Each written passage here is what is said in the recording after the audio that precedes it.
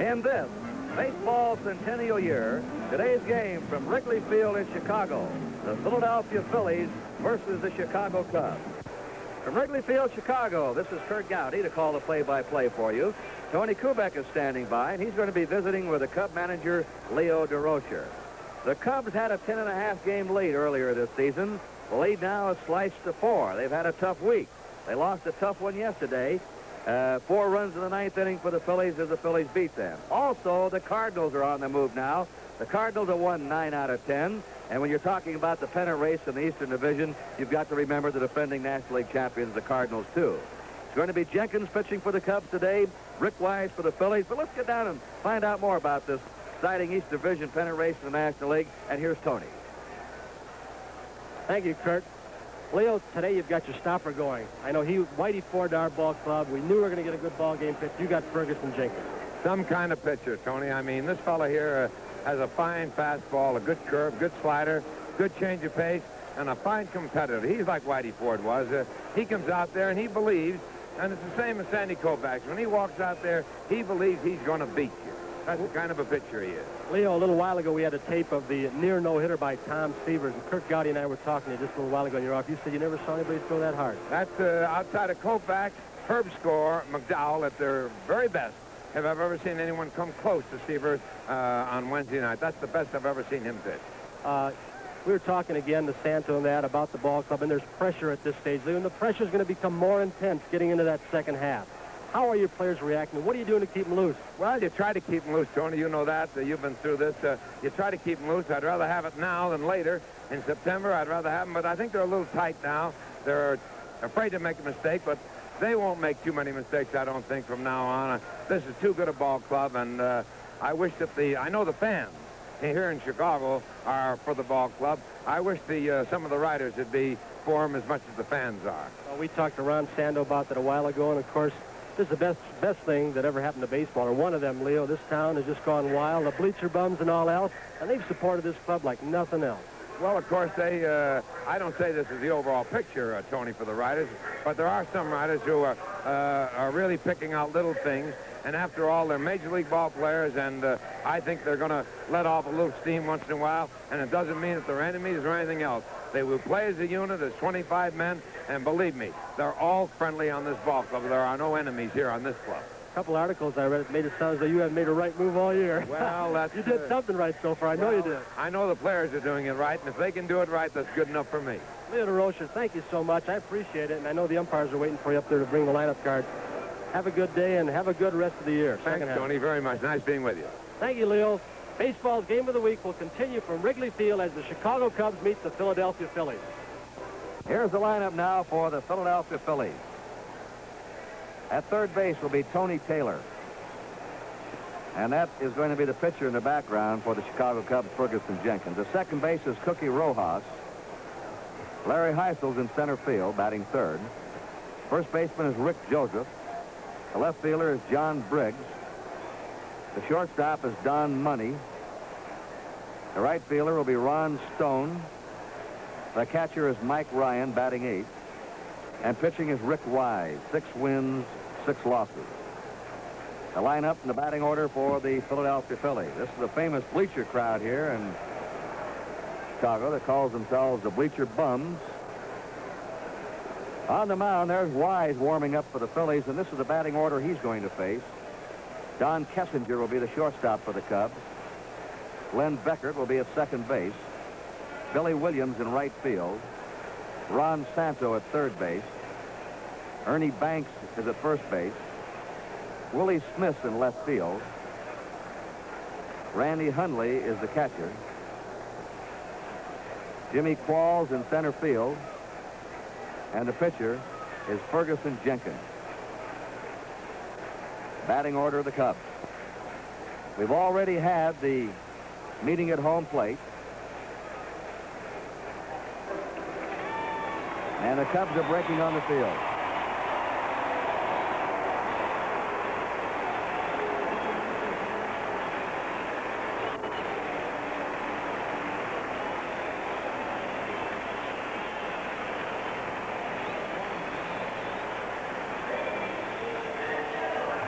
Now, ladies and gentlemen, our national anthem.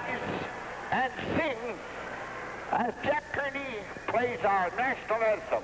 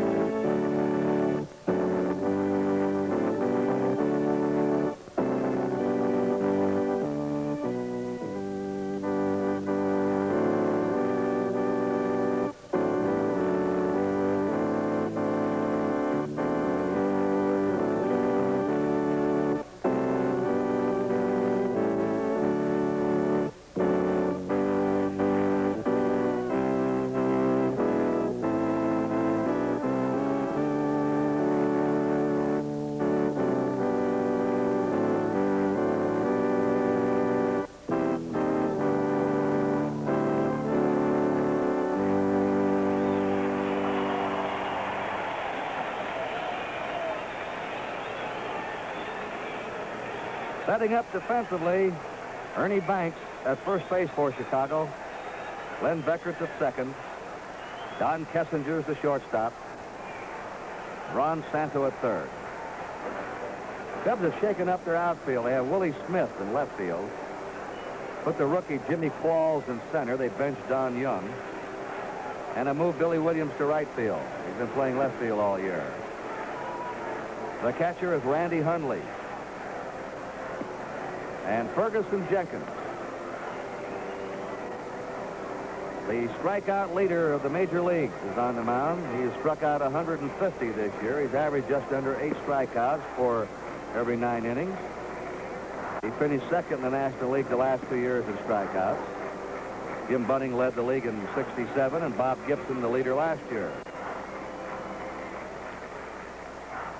And this man is the only pitcher in the majors who is a 20-game winner in both '67 and '68, a Canadian.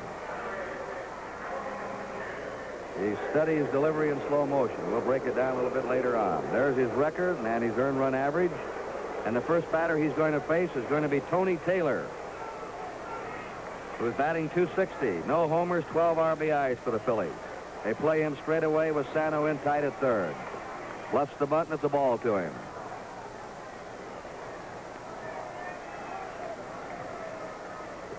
Just underway on our NBC Game of the Week. The breeze today is from third to first. And it is hot here in Chicago. Sinker ball, 1-1.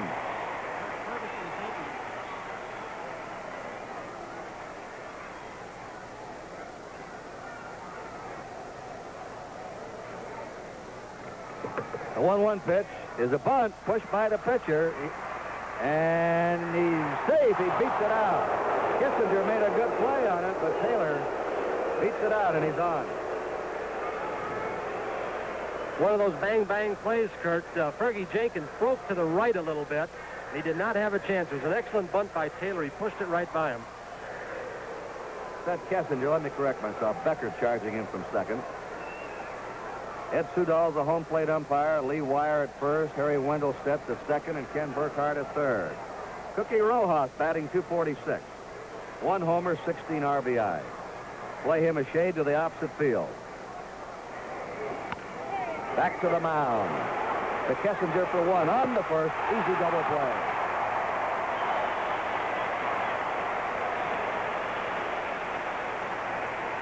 So we have 2 down now, nobody on, and up for the Phillies is rookie Larry Heisel, who's hitting .274 with 12 homers, 36 RBIs. And Heisel from the middle of June right now until this game has been hitting at a .348 clip. The coaches are Billy DeMars at first and George Myatt. Foghorn George over at third for the Phillies. Ball hammered in the left field through the hole. Willie Smith back in with it. So the Phils have had 2 hits, but a double play sandwiched between. Heisel's on first. A good base stealer. He swiped 11 out of 14 this year. Jenkins is very quick. He's got some basketball experience, Curt, and traveled with the Globetrotters for a while. He's very quick, has a pretty quick move to first base, and he can move around and feel his position very well. Rick Joseph, batting cleanup, hitting .325, 2 homers, 25 RBIs. The Phillies have had a very interesting season with all the fracas over Richie Allen, a ball. Then they lost Callison. They lost about half their ball club with injuries or to service calls, and then Allen suspended. And they've won 10 games in a row on the road. They've been winning. They have an exceptionally high number of rookies on their team, 10. 10 rookies in this squad, and Ernest Park today with only 23 players. They're too short. Outside for a ball. We're in the top of the first inning. No score. Phillies have 2 down. Larry Heisel at first. A couple of years ago in the Carolina League, Heisel stole 31 bases in 32 attempts. There he goes. And it's a base hit in the left field. Heisel's rounding second, heading for third. And the Phillies have runners on first and third. They've had 3 hits this inning. 2 down. And coming up now is Johnny Briggs, who hit 2 homers yesterday. Briggs batting .212 with 8 homers, 27 runs batted in.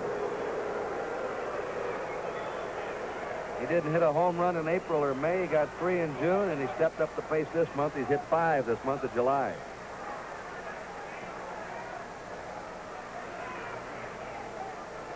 Being played around toward right. Runners on first and third, 2 down. A high fly. Deep left. Willie Smith calling for it. And, oh, he dropped the ball. They collided out there. 2 runs are in, and on the way to third base is Johnny Briggs. Willie Smith called for that ball. You saw him raise his arm. And the collision with rookie Jimmy Qualls. Let's watch it with Tony Kubeck. Willie Smith got over on the ball, and he was calling for it all the way. You saw him wave off the center fielder, Qualls. Now watch, he'll have the ball in his glove, and he'll just get nipped by Qualls and knock it off. Remember that the bleacher bums, Curt, who are the big help in egging these players on, are right in that area behind them in left center field and left field. And that may have been a case where they heard him. They may have been yelling and saying, go and get it, and they couldn't hear each other calling for the ball. All right, Tony, they're holding up the game. Somebody leaned over the wall out there and dropped the cap, and Jimmy Qualls flipped it back into the bleachers. Well, the Cubs lost the game against the Mets with a dropped line drive and a fly ball that looped in with Don Young in center field. And Ferguson Jenkins lost the heartbreaker in that one. Groscher's still moaning about that game. And now they'll have to get the scoring. It is Rule charged an error against Willie Smith. A costly error. 2 unearned runs in. At third base is Johnny Briggs.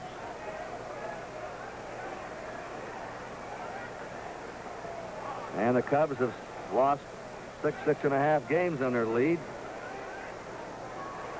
And as other clubs gather momentum, it's plays like that that can really bother a manager. Right. Groscher's been on both sides. He managed the 42 Cubs, Dodgers. They had 104 victories and lost the pennant as the Cardinals overtook them. And then in 51, 13.5 games out, Groscher managed the Giants to a win. So he knows how it is both ways to sit in that dugout and overtake a club and also blow a lead in the pennant race. Curt, that wind is blowing here from left to right, just slightly, a little bit of a breeze. And the ball was being blown away from Willie Smith, the left fielder, and he was playing down the line a little bit for Briggs. And he had a long way to run, and he got to the ball, and he just got it knocked out of his grasp. 2 balls, 2 strikes. Phillies have had 3 hits. 1 was a bunt. The other 2 are ground balls that just made it through. Well, they really haven't wrapped Jenkins around. Here's the pitch. It's a ground ball to second. Beckert throws him out to retire the side. And in the first inning, the Phillies had 2 runs, 3 hits, 1 costly Cub error, and 1 man left. At the end of the first half inning, the score, the Phils 2 and the Cubs coming to bat. The Phils set up defensively with Rick Joseph at first base, Cookie Rojas at second, standing on the bag. Flanking him is Don Money, the shortstop, and Tony Taylor at third. Johnny Briggs in left field, Larry Heisel in center, Ron Stone in right, Mike Ryan the catcher, and Rick Wise is the pitcher. This is his first start since June 18th due to military duty. He rejoined the Phillies a few days ago and has pitched once in relief, 2 scoreless innings against the Cardinals on July 8th. He's won 6, he's lost 6, an earned run average of 2.73.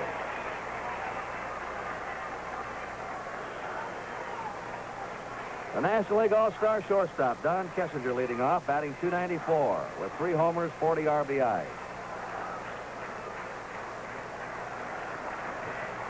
Kessinger made himself into a switch hitter, which moved him from a low average hitter into the top echelon. Strike 1 to Kessinger.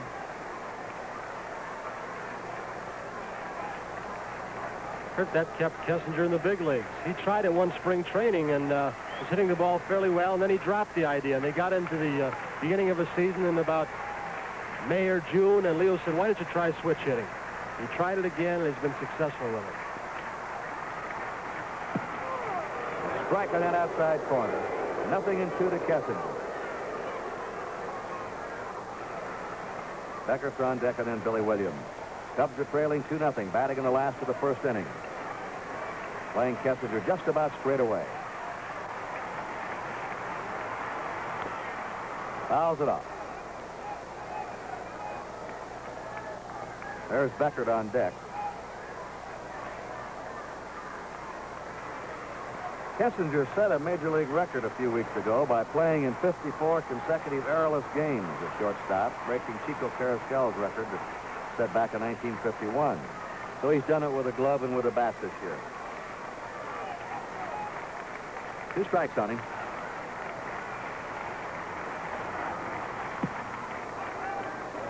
One and 2.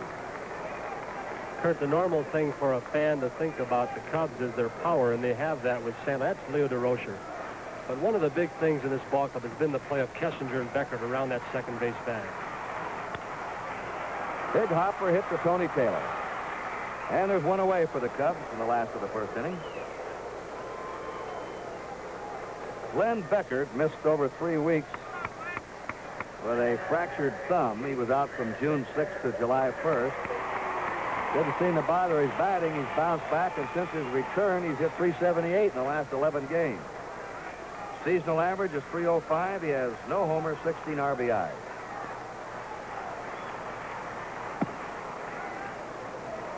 Ball 1. DeRocher was moaning about Beckert not being named to the All-Star team, but he was out nearly a month. Felix Millan of Atlanta will be the starting second baseman for the National League next week from Tuesday in Washington. The strike. Game that NBC will be televising Tuesday night, July 22nd. The nation's capital.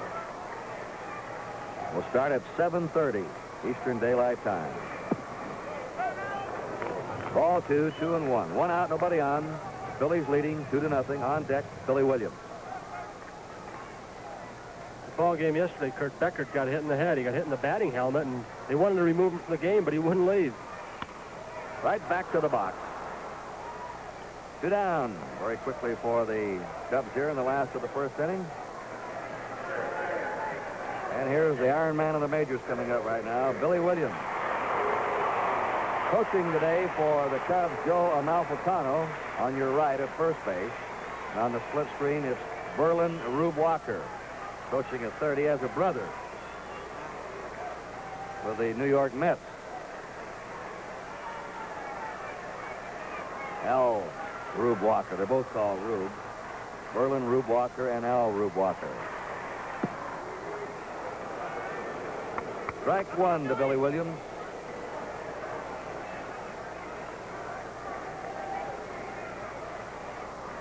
Billy Williams' 909th consecutive game. Ball one, strike one. He broke Stan Musial's National League record last Sunday. They had a big day for Billy here, Billy Williams Day. This is, and he really came through. Usually when they have a day for a player, he has a bad day, but he came through with 5 hits and a doubleheader. There's a drive out in the right field. And it is off the glove of Ron Stone. Williams on first. You saw Stone got his glove on it, but couldn't hold on to it. You could see Williams, he hit the ball in the fist. It was a slider by Wise that caught him on the handle of the bat. It wasn't hit real well. Stone making a valiant attempt to catch this ball, and the ball looked like he would have gotten it on the short hop had he kept possession of it.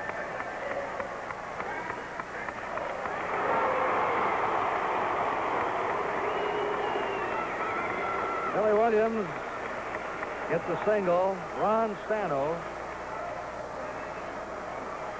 has now taken over the leadership of the National League from his teammate Ernie Banks, who was leading most of the year in RBIs.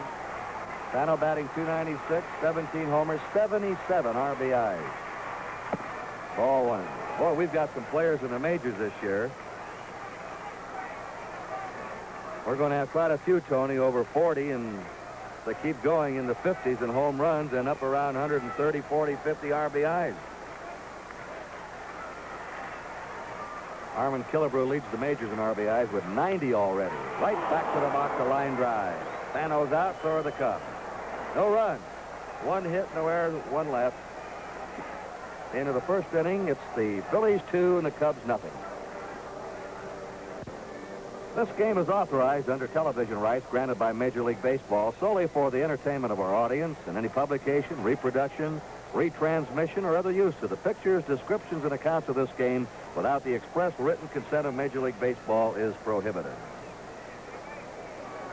Don Money, the Philly shortstop, will start it off in the top of the second. Batting .246. Stone, Ryan, and Wise, the bottom of the order. Stone hitting .230.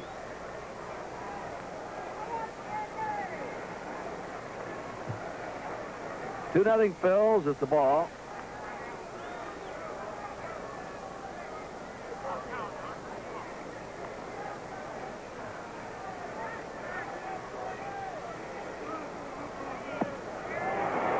Changed up on him. That's one of the best pitches that Ferguson Jenkins has. He has an excellent change of speed on both his fastball and his breaking pitches. He has good control of those pitches. He isn't overpowering with a fastball. He tries to hit the little black border on the plate. A little bit low with that one, 2-1. Ron Stone, born in Corning, California, lives now in Stockton, California. He's acquired by Philadelphia from Baltimore in a trade for catcher Clay Dalrymple in January of '69. There's the strike. 2-2. Mike Ryan on deck. And the pitcher, Rick Wise. Mike Ryan.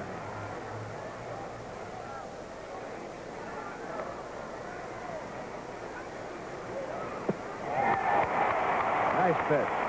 First strikeout.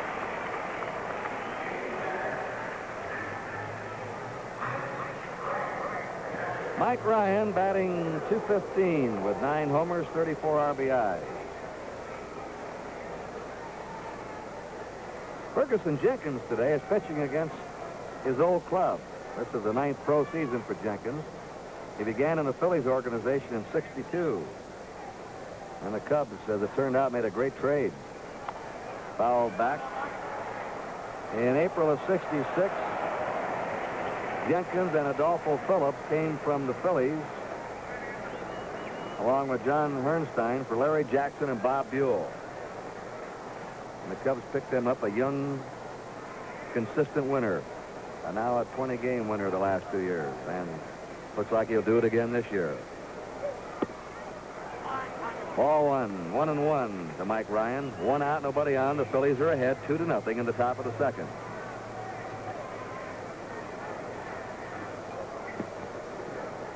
Tony, they've changed Ryan up. They've opened him up there, and also they're trying to get him to chop down on the ball and just chop away at it.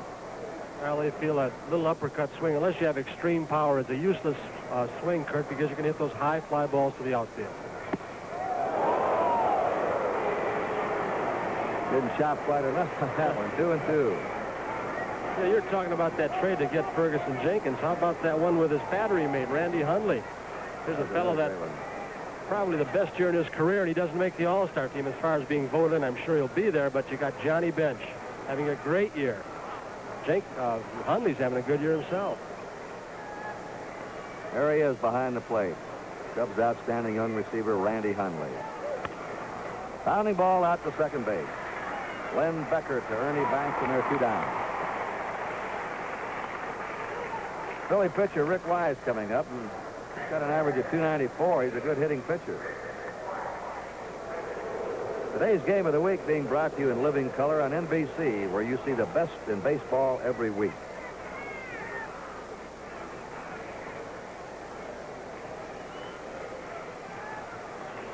Two down, nobody on. A sinker ball at Jenkins. Strike 1. The top of the order, Tony Taylor on deck.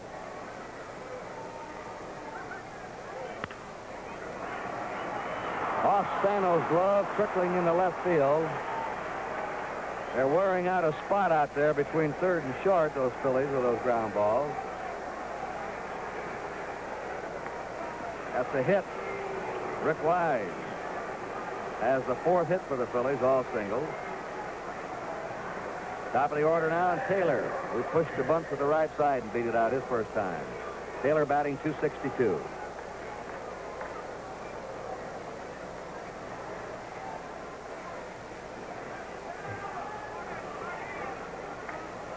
Wise at first, 2 down. Phillies 2, Cubs nothing, top of the second.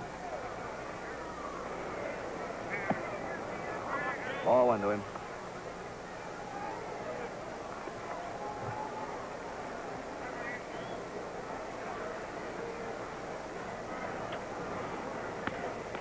A line drive to Jenkins. Woo, that was good. No runs, 1 hit, no errors, 1 left. At the end of an inning and a half, it's the Phillies 2 and the Cubs nothing. Here's a slow motion of that last line drive. Talk about the batters in danger. Look at this one, Tony. Watch those reflexes on Fergie Jenkins. Look at the perfect fielding position he's in, Curt. He's got those legs in good square position so he can go in either direction. Had his eye on that ball all the way, and if that ball was coming in probably at 90 miles per hour when he threw it, imagine what it was going back out. Uptown, they want Ernie Banks to hit one. And Banks is batting .263. 14 homers, 70 runs batted in. For the eternally young man.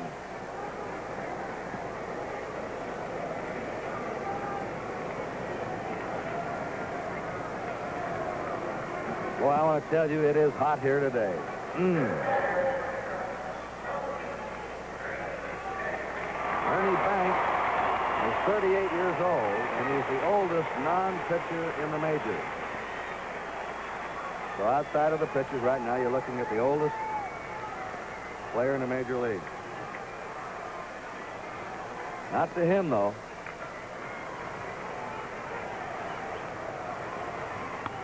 Ground ball to shortstop. Don Money takes his time and throws him out, and there's 1 down. Willie Smith, batting .303, 7 homers, 18 RBIs. He used to be a pitcher in the Detroit organization. He's played for the Tigers, the Angels, the Indians, prior to coming to the Cubs. Came here for Lou Johnson. June of last season. Strike, they changed him from a pitcher to an outfielder. It was Bill Rigney that made that move over at California. He was a pitcher when he came over. In fact, when I was still in the American League, and had a pretty good breaking ball. Foul back. Strike 2. He can also play first base. Rigney used them for pinch hitters when he wasn't pitching. He got some hits, and he got the idea, well, if you can hit that well, you're going to play every day for me. There's Randy Hundley on deck. 1 out, nobody on. The Phillies are ahead 2-0. The Cubs batting in the last half of the second.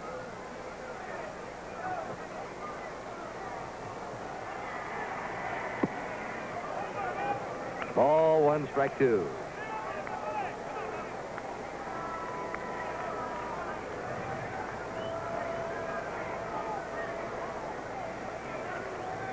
They're deep and about 2 steps toward right for Willie Smith. Wise strikes out his first batter. 2 down for the Cubs. Randy Hundley batting .287 with 13 homers, 42 RBI.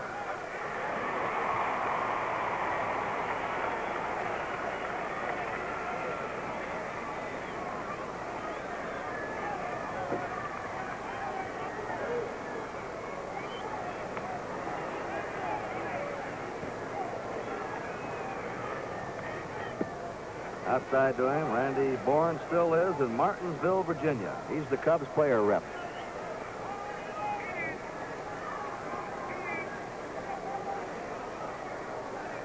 In fact, we have 2 player reps facing each other right now. There's a strike. Rick Wise is the player representative of the Phillies. Coming out on deck is Jimmy Qualls. And Wise, at the age of 23, is one of the youngest player reps in the majors. Quite a tribute to him.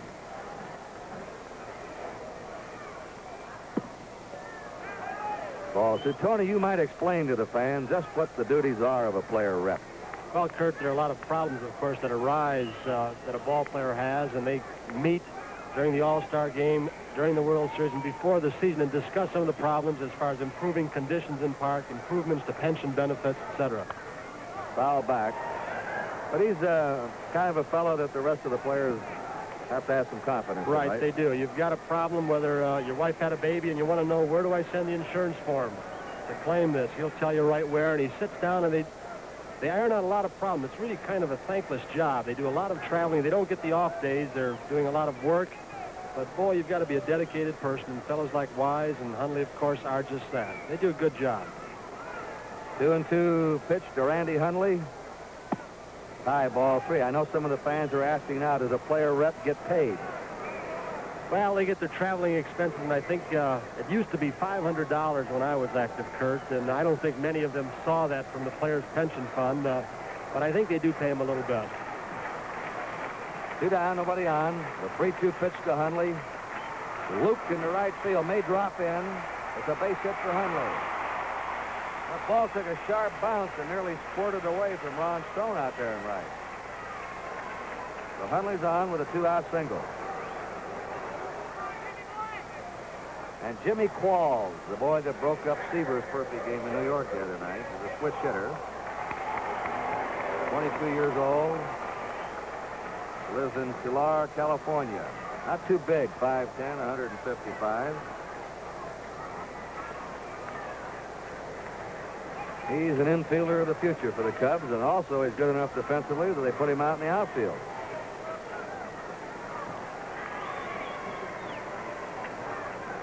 He started with the Cub organization when he was just 17. He's hitting .250.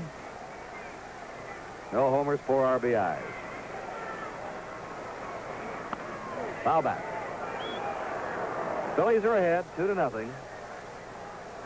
Cubs are batting in the last of the second. Wise looks like he's got a pretty good fastball today, Curt. It's a real hot day. A pitcher can get loose, and it remains to be seen if he can continue for 9 innings. Curve is fouled off. 0-2 to Jimmy Qualls. Here we mentioned briefly in connection with Wise and the player reps baseball's pension plan. And I think if a young boy getting out of high school or college and has some athletic ability and wanted to channel him into baseball, he couldn't do anything wrong by doing that, because the pension plan is so good. And, of course, you got traveling all over the country, and it's just a wonderful life. Ball 1. You know, they always say traveling is education. Over the years broadcasting the major leagues, I've been amazed to see the young fellows come out of little towns or farms, wherever they are, and how 2 or 3 years of travel in the big leagues really polishes them up. A 1-2 pitch. 2-2. Look at Kubeck. I wasn't going to mention me, but I was thinking of a fellow that works with us on occasion. Mickey Mantle came out of Commerce, Oklahoma, and when you start talking to the members of the press and TV and the people you meet, different businesses all over the country, as you said, he acquired a lot of polish. He's one example. There's that base hit to left by Qualls. Slapping it by the third baseman, Tony Taylor. So the Cubs have runners on first and second. 2 down. Ferguson Jenkins batting .085 coming up. There's the cheering section, led by the cheerleader out there. That was Dick Thelma in the bullpen, leading them on. And they rehearsed before the ball game. I think we've mentioned this before on the Game of the Week, Curt, but they do pizza-powered cheers for Ron Santo and you name it, and they've got them all. Jenkins up, 2 down, runners on first and second. The Cubs are trailing 2-0, last of the second. Ball 1 to Jenkins.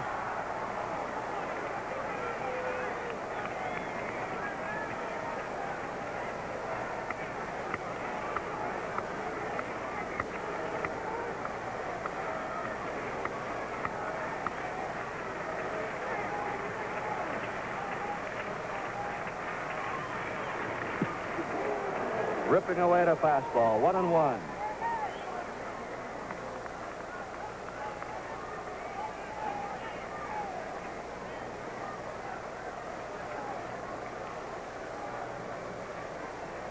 At second base is Hundley. At first base is Qualls.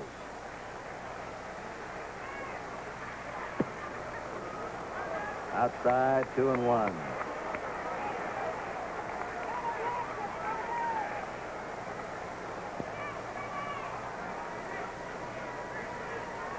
Here's a pitch that if it's anywhere near the place, Jenkins will probably have a pretty good cut. He's looking fastball all the way. He's ahead of the pitcher in this situation.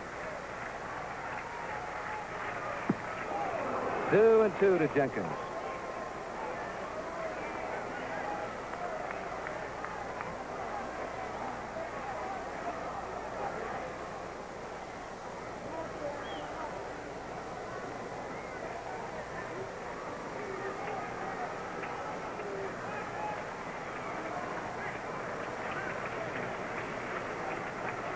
Two down, runners on first and second.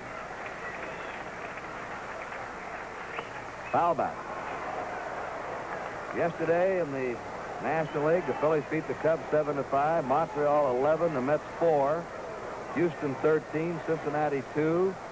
The Cardinals, who won 9 of their last 10, defeated the Pirates 6-1. And it was the Giants 6, the Dodgers 4 last night in 10 innings. Atlanta beat San Diego 6-3. The Cubs lead the Mets by 4, the Cardinals by 10 in the East Division. It's a base hit to right field. Here comes Hundley. The ball booted out of right field by Stone. Going over to third is Qualls.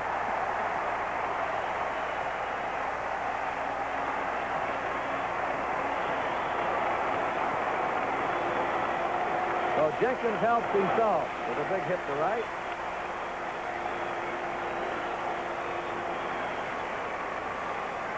Randy Hundley scored. Qualls raced to third.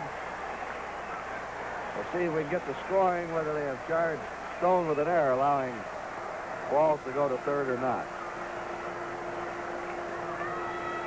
Didn't see an error sign flashed out on the board. I guess not. Well, Hundley was coming all the way. His third base coach, Walker, was waving him on. They were going to challenge the arm of Ron Stone in right field, and for Stone charging the ball very hard. He knew he had to pick the ball up cleanly and make an accurate throw and get rid of the ball quickly to do it. That was the only way he could have gotten Hundley.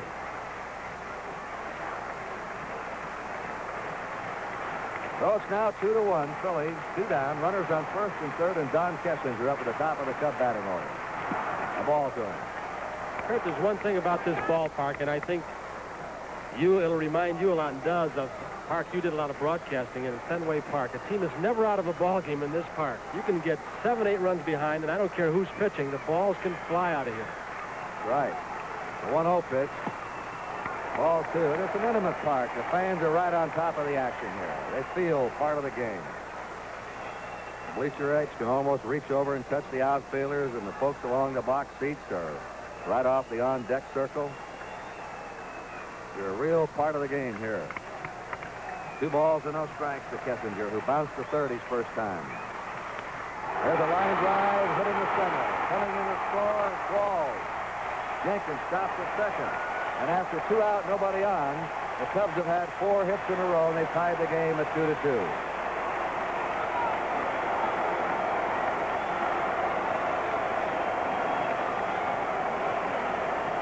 And there goes Salma's got him going again on the left field bleachers.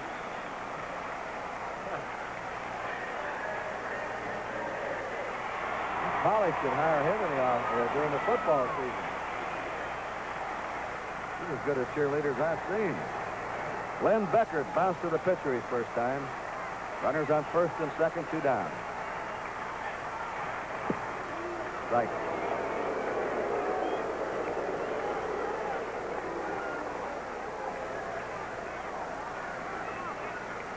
Jenkins at second, Kessinger at first, 2 away.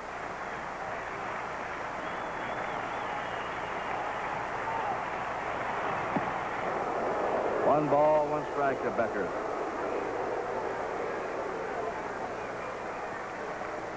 Kurt, I guess you'd have to say one of the requirements of a team to be a pennant contender all year long is their ability to bounce back. And this club's doing it right now. They've done it all year long. They've come from behind in ball games. The Tigers did this all last year to win a pennant in the American League. Ground ball to shortstop. Don Money flips over to Cookie Rojas for the force on Kessinger, and the Cubs are out, but they tied it up.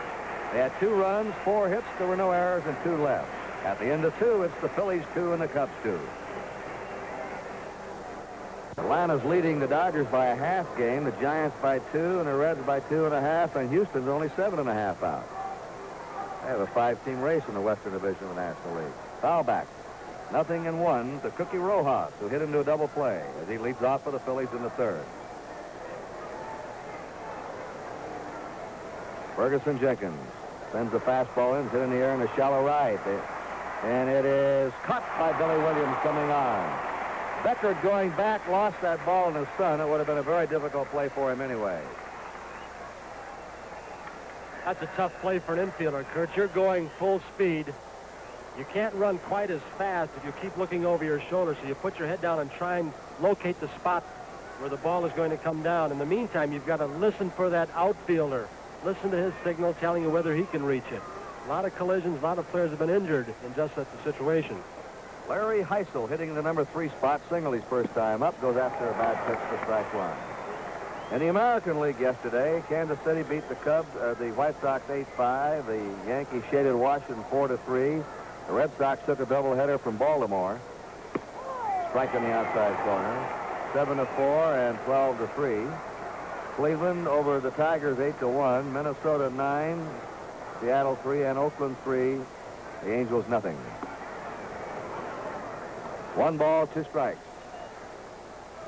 Showed you how hot it is in that dugout. That was Mike Ryan they were applying the towel to. 2-2 to Larry Heisel. 1 out, nobody on. The Phillies batting in the top of the 3rd. This game is tied 2-2 if you just joined us.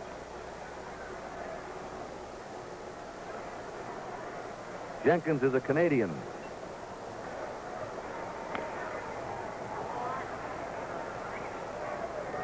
Count still 2-2. Born and still is in Chatham, Ontario, Canada. He went to a hockey game. Become a very popular athletic figure in Canada, which is a hockey country. But he went to a hockey game in Montreal last winter, Tony, and when they walked in and announced he was there, they gave him a 10-minute standing ovation.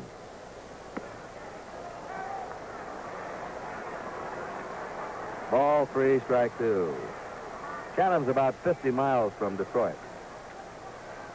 North. East. Our Canadian Detroit expert, Jim O'Gorman, said it's east. Ball 4, Heisel's on.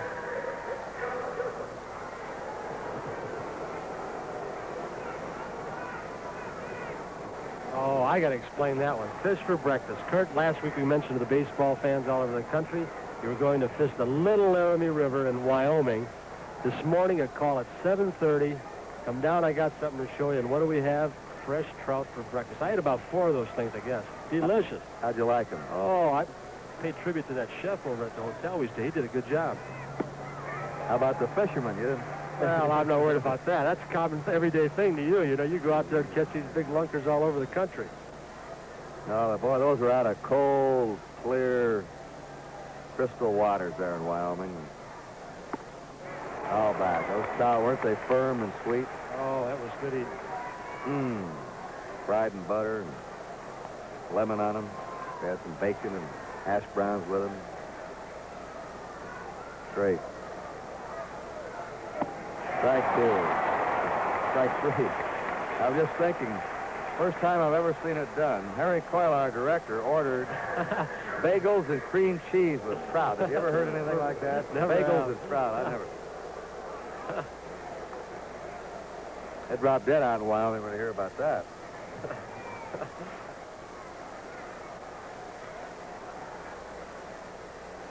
It was good. He tried his darndest, but he couldn't ruin those trout, no matter what he ate along with them. 2 down. Heisel on first. Johnny Briggs up. Ball 1.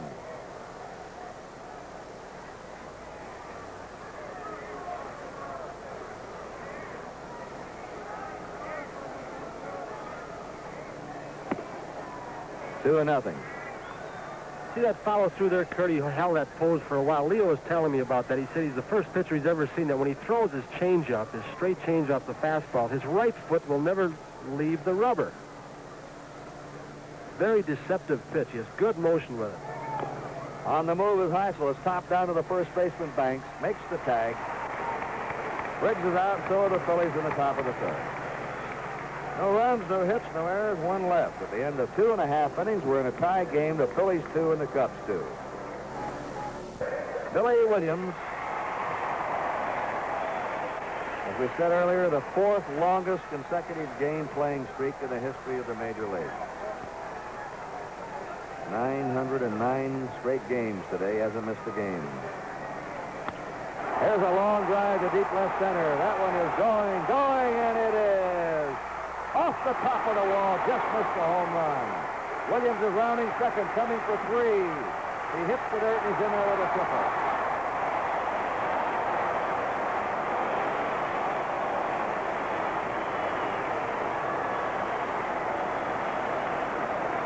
Curt, I think that wind blowing from left to right field was a factor in keeping that ball in the ballpark. Let's watch Williams again. He'll get the pitch a little bit and head down on the ball. That good, quick, level hand action. His eye never left that ball, and of course, I think the wind held it in. It would have been a home run for Williams, but he's got a triple. Billy Williams now has tied Bobby Tolan of the Reds for the lead in triples in the National League. They each have 8. The infield halfway in, and the pitch is a ball to Ron Sano, who lined to the pitcher his first time. Sano batting .295. Runner on third, nobody out. Cubs up last of the 3rd. Tie game 2-2.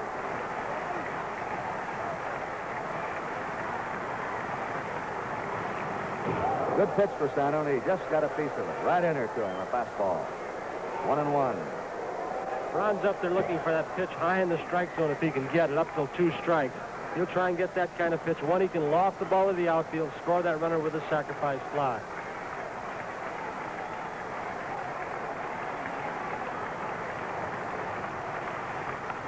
Bounces it to third. It's a fair ball. A long throw by Taylor. Wide, and he's safe at first. Holding at third is Williams. Billy Williams stayed at third. And there's the cheerleader Selma getting the bleacher fans going.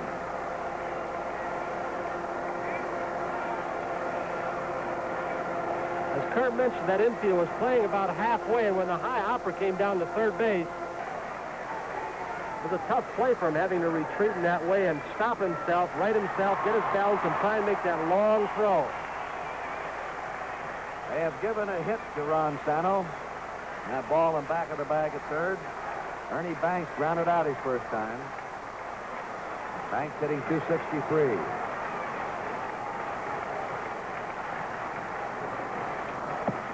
Ball one. Tony, a couple of the Chicago writers were telling me they thought that Banks looked like he'd been tired the last week or two. He wasn't snapping the bat around as he was earlier in the year. We'll watch him here. Ball one to him. Right. 1-1. Curt, this is the stage of the season, and of course there's been a lot of hot weather throughout the country. Towns like St. Louis, and you get out, even New York was hot when they were there and played some day games. And even a fellow with the traveling conditions who's young, will tire at this stage, is looking forward to that 3 days All-Star break. Ernie Banks is 38 years old. 1-1 pitch. A little bit high.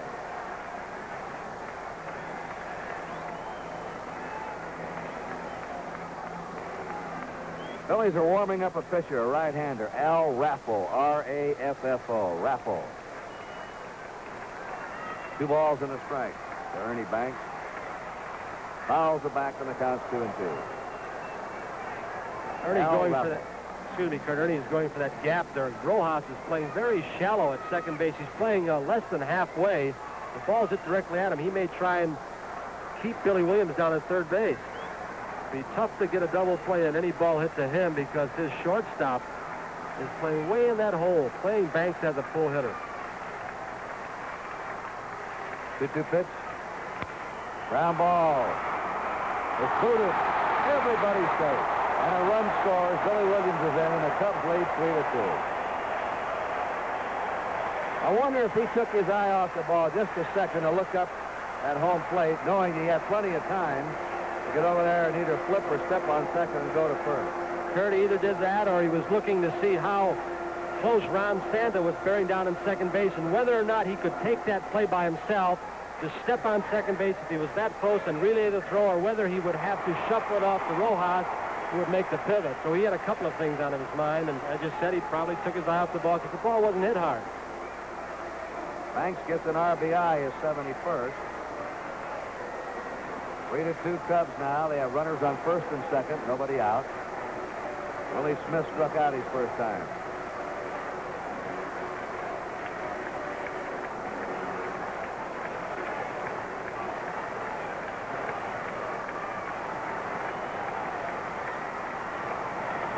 Ball one to Smith.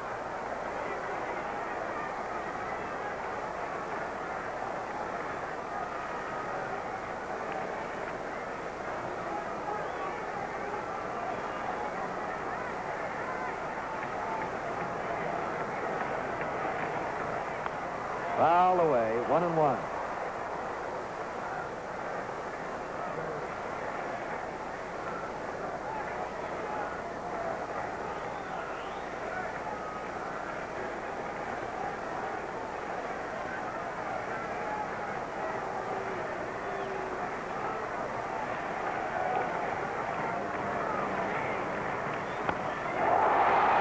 There's a long belt by Smith. That one is a home run.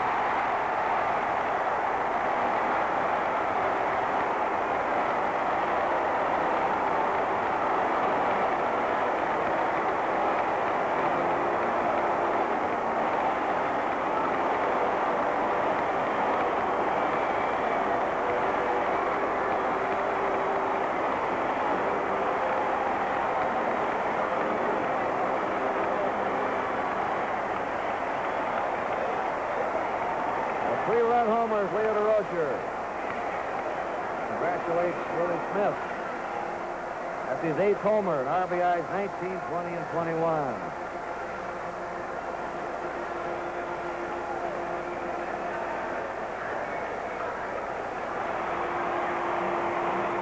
Still nobody out.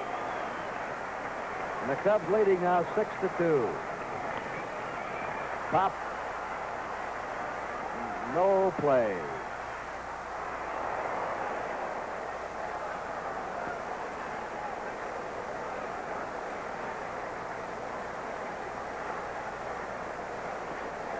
The Tigers are having a field day over in Tiger Stadium. They got 6 runs in the first and 5 in the second. They're leading Cleveland now 11-0. New York and Washington tied 1-1 at the end of 5.5. Minnesota and Seattle tied 1-1 at the end of 2.5. Pitcher on your left for the Phillies is Rayfo. The right was Johnson. Two right-handers. Ball one to Randy Hundley, who singled his first time. Kansas City leading the White Sox 2-0 into 3. California and Oakland has it started, and Boston plays at Baltimore tonight.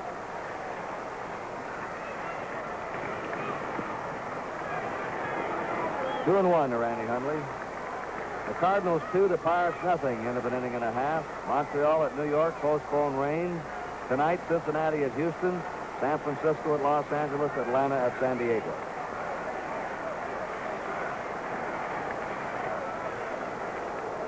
That's a foul, and the count's 2-2. Nobody on, nobody out. Hundley the batter with Jimmy Qualls on deck.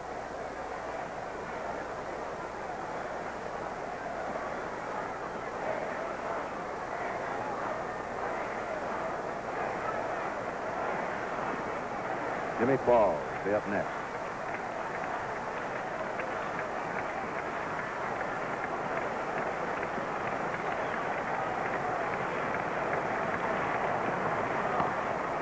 Bounding ball to shortstop. One away. In the last of the third, and here's Qualls coming up. He punched a single to left his first time. Cubs 6, Phillies 2.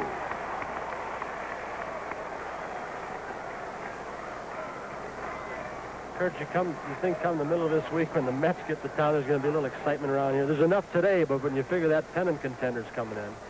They play here Monday, Tuesday, and Wednesday afternoon. The Mets and the Cubs. On the corner for a strike.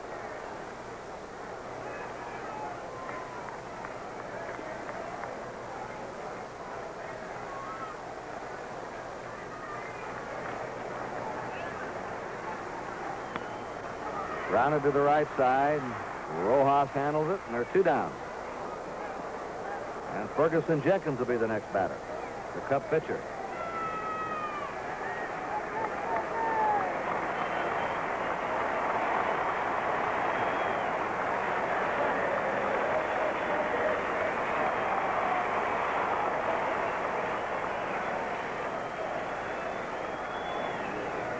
He singled to right field in the second inning and knocked in a run.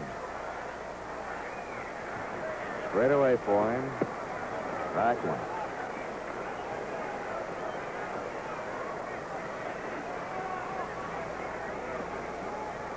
All kinds of banners here today.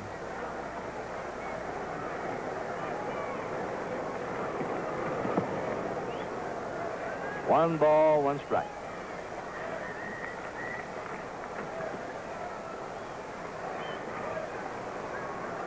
Two down, nobody on. Fastball for a strike, 1-2.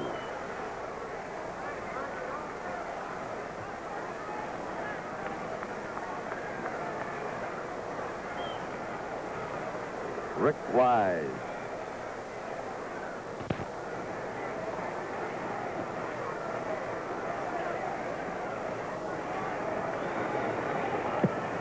Struck him out. The Cubs are retired in the third, but they had 4 runs. 3 hits. 1 error by the Phils, and nobody left.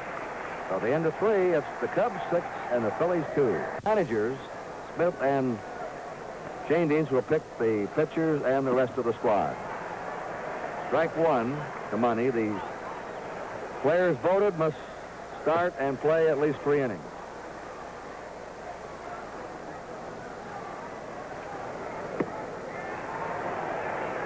Nothing in 2 to Don Money, who grounded out his first time. Curt, the thing that's impressive, especially about the American League team this year, is the extreme power they have. You figure a guy like Yastrzemski, a guy like Oliva, Al Kaline didn't make the team with the kind of years they're having. They'll have Jackson with 34 homers and Howard with 32 homers in the outfield. Frank Robinson. Quite a hitting outfield. National League's been supreme, though, in recent years. They've won 6 in a row. Struck him out.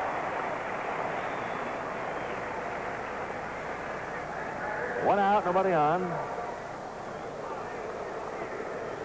Ron Stone, the right fielder of the Phillies, up. He struck out his first time.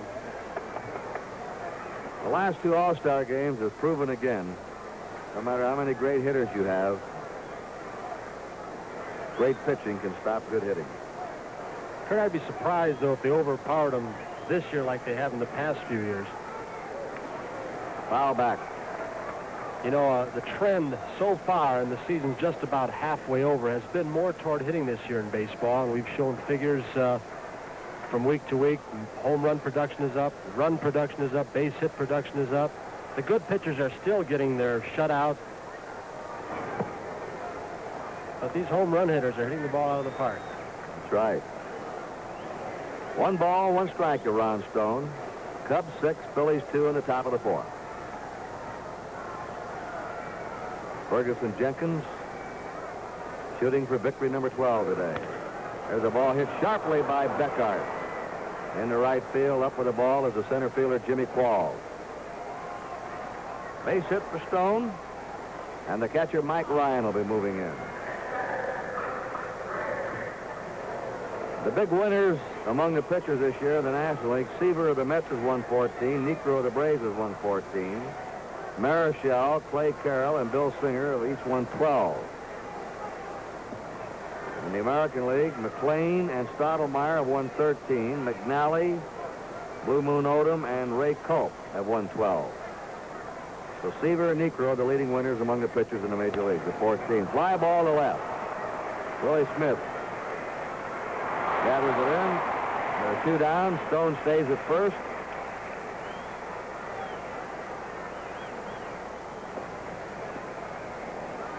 And Harmon is going to hit for Wise. We'll have a new Philly pitcher in the last of the 4th. Jerry Harmon. Jerry Harmon.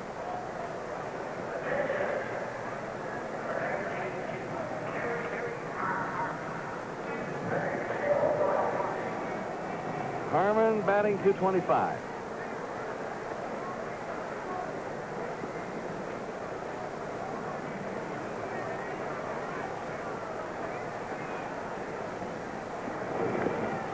Foul back.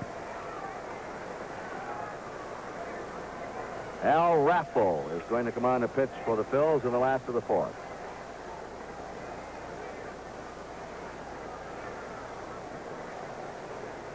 You see that vacant area out there? They purposely do not allow fans to sit there now. Well, and they've covered it with a green screen. That used to be a murderous background for a batter on days like this, with a white shirt sleeve crowd, the white ball coming out of the white shirts, and tough for the hitter. And dangerous, too. Line drive in the left center. A pinch hit for Harmon. Phils have runners on first and second, 2 down. Top of the order now, and Tony Taylor, who's had a bunt single and line to the pitcher. Curt, that type of background you're talking about, that white shirt background, most of the times you can see the ball pretty well, enough to hit it, but when a pitcher gets out that can change speeds, it's difficult. You have no depth perception. You can't tell the change of speeds on the pitch. Cubs leading 6-2. The Phillies batting in the 4th have 2 down, runners on first and second.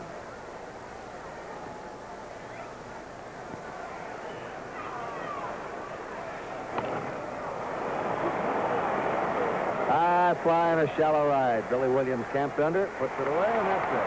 For the Phillies in the 4th. No runs, 2 hits. There were no errors, 2 left. The end of 3.5. It's the Cubs 6 and the Phillies 2.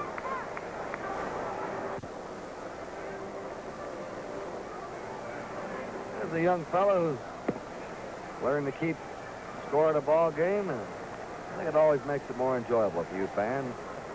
The other one with the binocs. Studying the situation. When you go to a game, if you can keep your own score, I think you'll find a lot of enjoyment when you watch it on TV or listen on the radio. Al Raffle, a big boy, 6'5", weighs 210. 27 years old. He's won 1 and lost 2. This is his 23rd appearance of the year. And it's outside to Kessinger for a ball. Kessinger is grounded to third and single to center.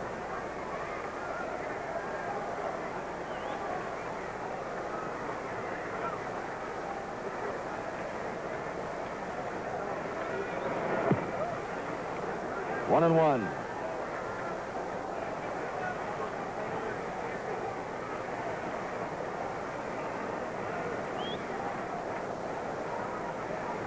This is the top of the Cub order. Kessinger, Beckert, and Williams. A strike at the knees. Glenn Beckert will be up next.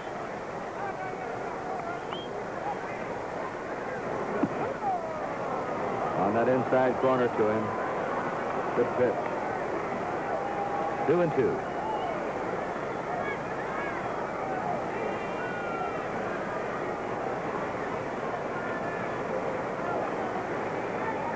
Foul back. 2-2 to Kessinger. Nobody on, nobody out.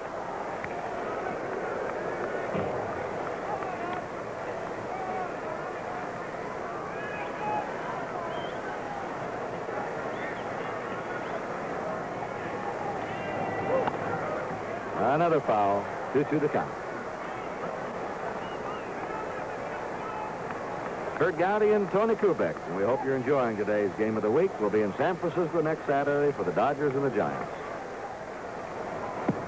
Curve, and he's caught looking. 1 out. Rick Wise pitched 3 innings, gave up 8 hits, 6 runs, no walks, 2 strikeouts. Beckert has bounced to the infield and wrapped into a force play.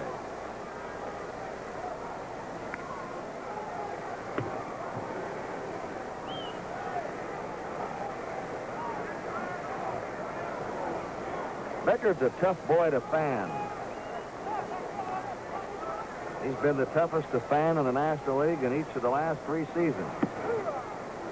He fans on an average of once every 34 times a bat. It's hard to strike out. He gets a piece of that ball. Struck out 7 times so far this year. He's the fellow that Leo DeRocher considers the backbone of this Cubs team. Never wants to get out of the lineup. He does nothing exceptionally well, but he makes the double play more than adequately. 2-1 count to him. Seems to be in the right spot. He comes up with a big play. We were talking to Leo before the ball game, Curt, in his office, and he was telling you about Eddie Stanky being that type of player. Always was right there when the ball was hit. 3-1 to him. He won a Gold Glove for his fielding prowess last year.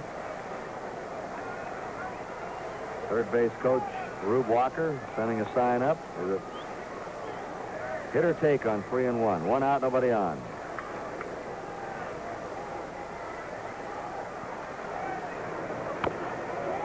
Bounces it. Pitcher Raffle makes the play unassisted at first base, and they're 2 down. He moves for a big man, that Raffle. Really got off that mound. Here's Billy Williams. We're talking about his streak, the longest, of course, in Major League history. And if you think Williams has done a job playing in 909 consecutive games, Lou Gehrig, 2,130 consecutive games. Everett Scott played in 1,307, and Joel Sewell played in 1,103. Ball 1. I think Williams' record is remarkable. Consider the traveling nowadays, the twilight games, night games, and the day games. 2-0. Umpire was hit by that one. Ed Sudol. First, I wonder. Players in 20, 30, 40 years ago traveled by train. Now it's by jet. Would you say you get more rest in the jet getting into town quickly, or relaxing on that train for an overnight, John? How did it affect you, Tony? Curt, I think this time changes and the different times that you eat your meals is the biggest single factor, the 2 worst factors in traveling. You start a game out in the East Coast in New York, and I can recall the first year we went out to play the Angels. And we'd get out there and play a night game, and you get into about that 8th inning of the ball game, and body time, it's actually about 1 or 2 o'clock in the morning. You wonder why you were a little bit tired. That's a fair ball. It's booted by the first baseman, Rick Joseph. Went over the bag fair. You saw him feel it in foul territory, but it was fair when it crossed the bag. Billy Williams is on with 2 down. An error has been charged on Rick Joseph. And here's Ron Santo coming up. He's lined to the pitcher, and he's had an infield hit. Santo batting .297. The Cubs are leading 6-2 in the last of the 4th. NBC's Game of the Week.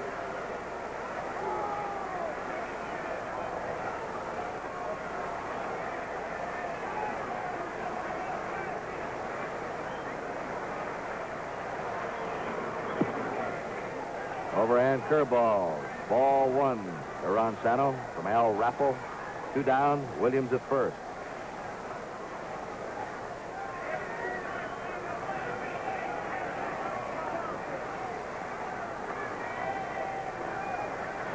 Williams back.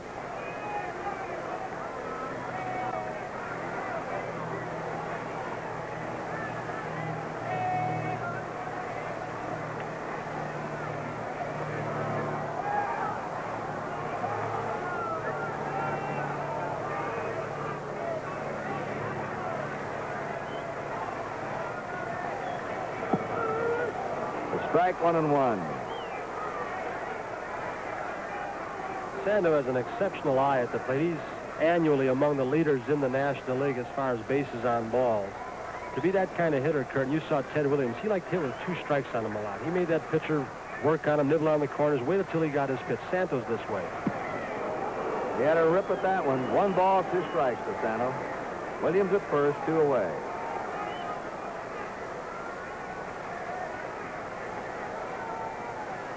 There's some hitters, Curt, that even in the big leagues, that fear getting 2 strikes in them. They think once 2 strikes are on you, I'm dead. Reached for the outside breaking pitch. Money nearly fumbled that ball up into his chest, but recovered in time for the force on Williams at second. And it's no runs for the Cubs, no hits. There was 1 error, 1 left. At the end of 4, the Cubs 6 and the Phillies 2. In the 5th inning, Ferguson Jenkins faces Cookie Rojas, Larry Heisel, and Rick Joseph.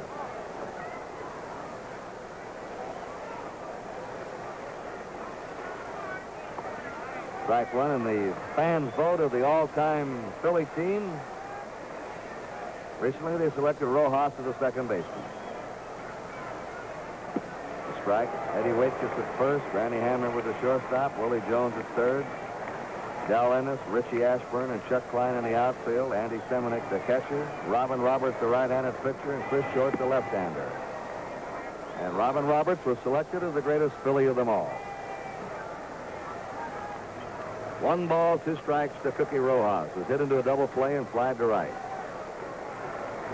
Quick swing on the outside corner. 4 strikeouts for Ferguson Jenkins. Larry Heisel has singled and walked. Phillies got their 2 runs. They were unearned in the 1st inning. They had 3 hits that inning, and since then, Jenkins has been tough.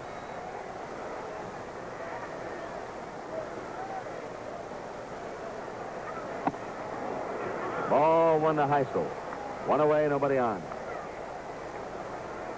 Jenkins has pitched 14 complete games and 22 starts this year. 1-1. Bob Gibson of the Cardinals and Phil Niekro of the Braves are tied for the National League lead. They've each pitched 15 complete games in 18 starts. Fly ball to right field. Billy Williams going back and takes it. He played that ball very peculiar, sort of side saddle. Curt, he looked like he may have had a little difficulty with the sun that's settling back over the stands here down the 3rd baseline in Wrigley Field, and shaded his eyes a little bit. But even if you put those sunglasses down, if the ball is directly in the center of the sun, they are of no help. You just got to battle it, try and wait until it comes out, and you get a glimpse of it and snatch at it. 2 down, nobody on. Rick Joseph is single and struck out. There's a long drive to deep left. That one is a home run for Rick Joseph.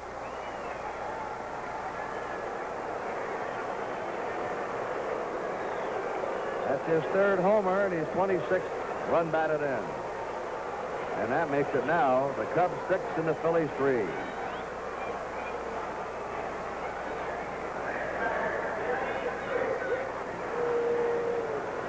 Johnny Briggs has reached to the air and grounded out.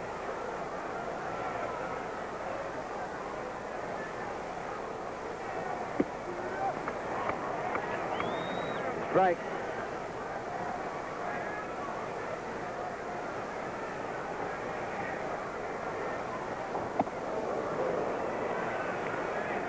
High hard one to him.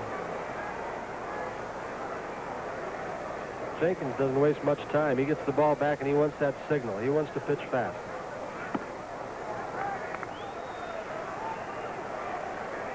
Well, they have 3-0 on the scoreboard. I thought that first pitch was a strike. Let's see. Looks like he gave it that signal. Times you notice that Sudol with the arm will. That's ball 3. 3-1 now.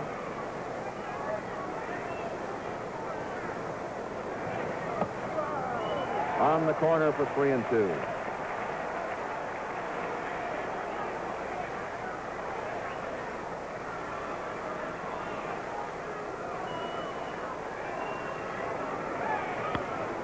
Fouls it off. Over to the Cub dugout. This there will show you what command Jenkins has over his breaking pitches. With a 3-2 count, he came in with a changeup curveball. Threw it for a strike.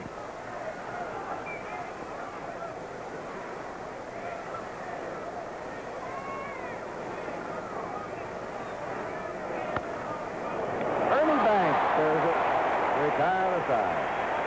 1 run, 1 hit, 2 errors, and nobody left. At the end of 4 1/2, it's the Cubs 6 and the Phillies 3. Only 4 players in National League history have more RBIs than Ernie Banks. Fouls are back there. Stan Musial, Mel Ott, Willie Mays, and Hank Aaron.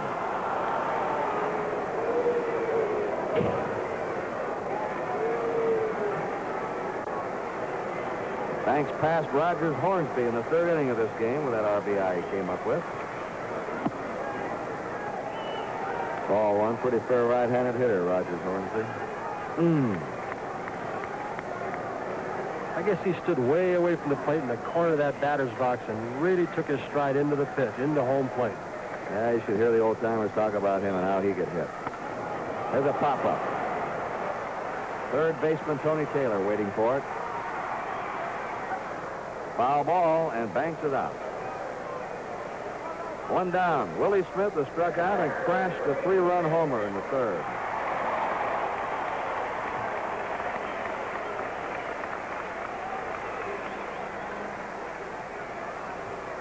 Willie batting .306.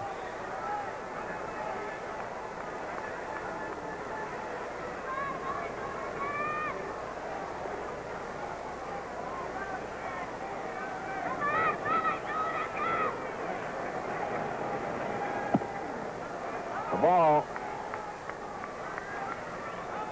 Cubs are leading 6-3. They're batting here in the last of the 5th. 2-0. Al Raffo has relieved Rick Wise for the Phils.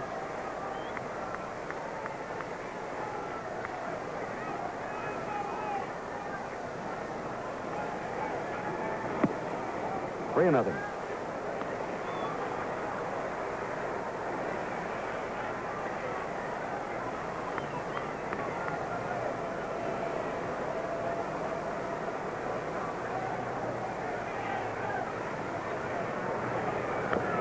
Now back. 3-1.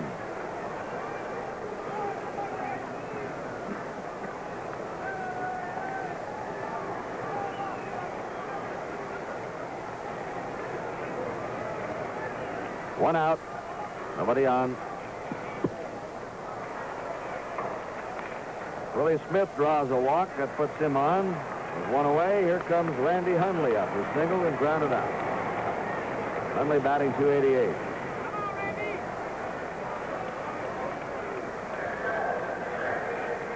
Curt, I was thinking about our discussion in Leo DeRocha's office this morning, and Of course, the team that's really challenging the Cubs right now is the Mets, of course, but they've still got the Cardinals on their mind a little bit, too. They still think they're going to snap out of it, go on an extended winning streak, and still get in this pennant race. Still a good, solid ball club. 6-3 Cubs, last of the fifth.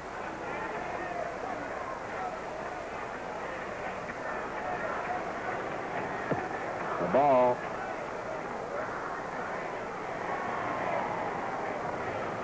Manny Hundley was second to Johnny Bench in the voting for the catcher, the starting catcher of the National League.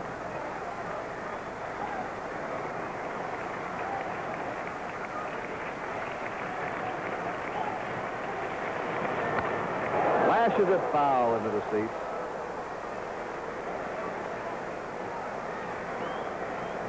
One ball, one strike.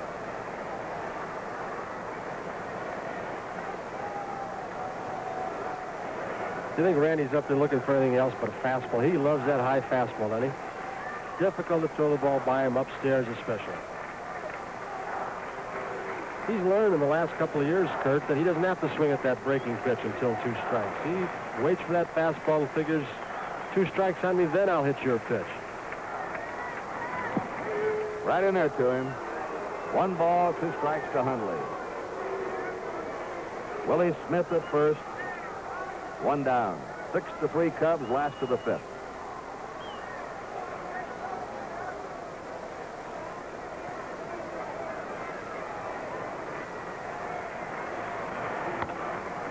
Ground ball to Taylor at third. He's got 1 and on over to first for the double play around the horn. Taylor to Rojas to JoJo. That's all for the Cubs in the last. And if you don't think it isn't hot out there, those umpires, and you can see the protective gear they wear. He's down to his T-shirt. National League umpires, of course, wear this type of protector, Curt. In the American League, they use that balloon type, the one that blows up and they wear on the outside, kind of heart-shaped. They umpire a little bit differently in their angle behind the plate.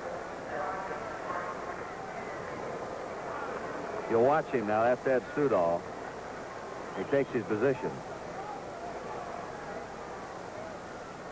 He'll be on the inside corner of the plate for these hitters. The right-handed hitter, you can see, will be over the left shoulder of that catcher. Left-handed hitter will be over the right shoulder.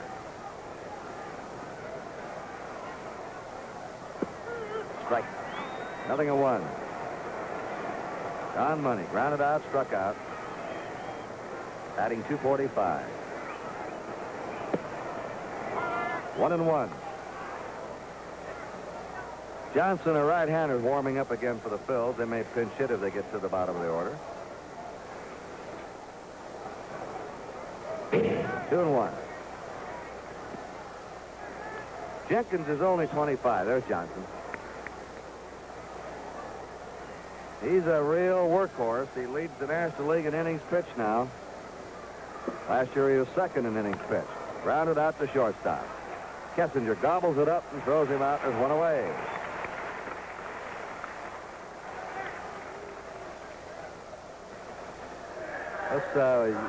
Our quiz is coming up this inning. I think Roth wants you to quiz me today. We're turning the tables on you today. Yeah, you turn the tables on me.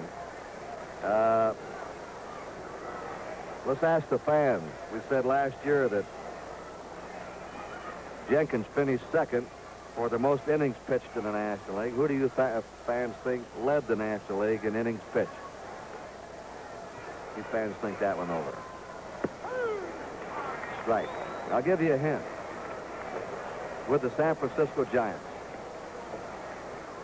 Can I take a guess? Right. Is it other than Juan Marichal? Gaylord? You named it, no? It is Juan Marichal. Juan Marichal led the National League in the most innings pitched. Strike 2. Well, the record of his that... Yeah, he's had injuries. He's had injury now. You wouldn't maybe think that because he's always had a nagging injury or something happened to him. He's sort of a hard luck fellow, hasn't he? Percentage of games he completes is what always amazes me. Right to the box. A comebacker and over to first with it. Stone is out. 2 down. Mike Ryan, the Phillies catcher, is grounded out and flied out. See if I have time to slip this quiz in here between pitches.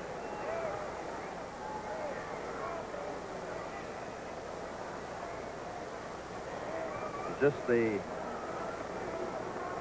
cloudy crystal ball quiz? That's right.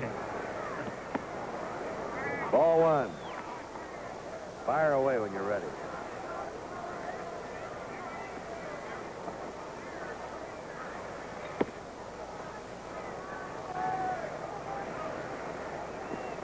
Berry is coming out to bat for the pitcher, Raffo, if he gets a chance. Richard Berry. A strike, 2-1 to Mike Ryan. There he is.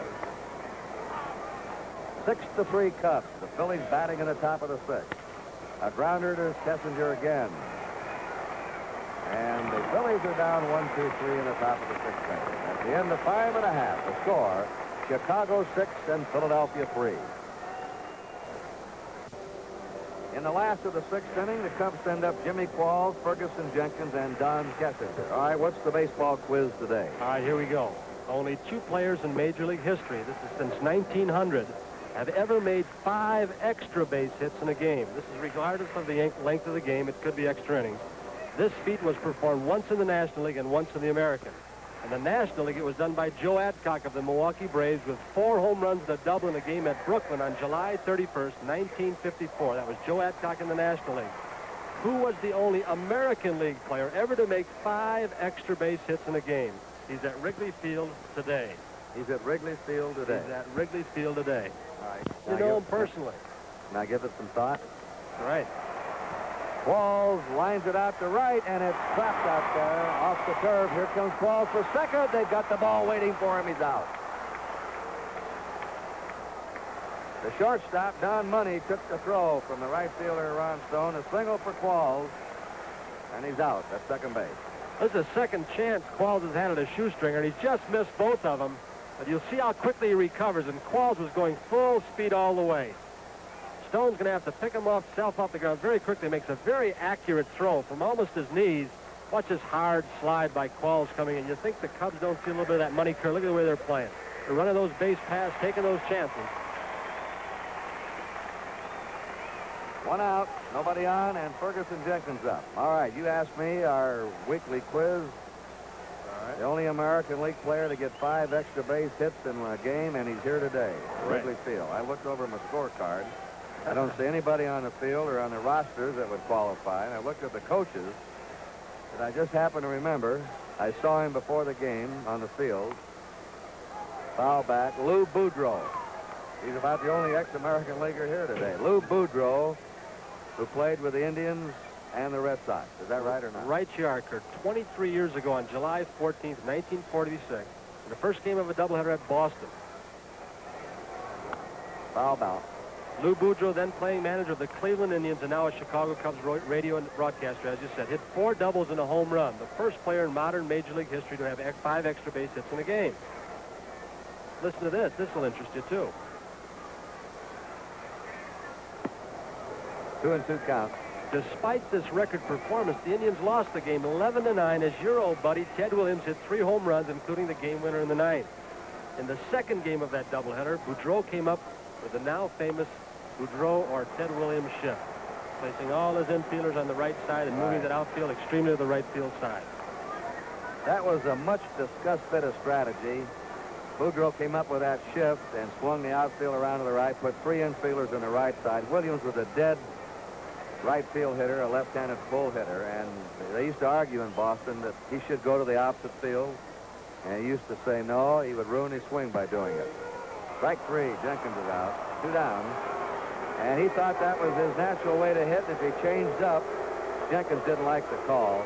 If he changed up, he would ruin his swing, and he just defied him, and he kept trying to hit that way. Now, Tony, later on in his career, as he got older, now and then he'd even dump a bunt down or try and chop a ball to the left side of the infield, or he'd slice to left field, and he came up with quite a few hits that way later on as he got older. Curt, I recall my first year in the American League in 1957. We had a pitcher called Johnny Cucks, who was a good pitcher for a couple of years and had a good sinker ball, and it was difficult to pull him. Well, we had to shoot. Casey had me playing on the first base side of second base, and he had 3 balls through the vacated shortstop and walked up on the pitch and had 3 ground balls right through there. Ball 1. Williams was such a good hitter, Tony. He could hit the ball, I think. He could almost spot it out there any place he wanted it. He had that kind of control. 2 down, nobody on. The Cubs leading here 6-3. That's quite a record. 5 extra base hits in one game. There's a looper in the left. It's going to drop in for a base hit. Briggs is chasing it. He can't come up with it. And Kessinger's in the second with a double.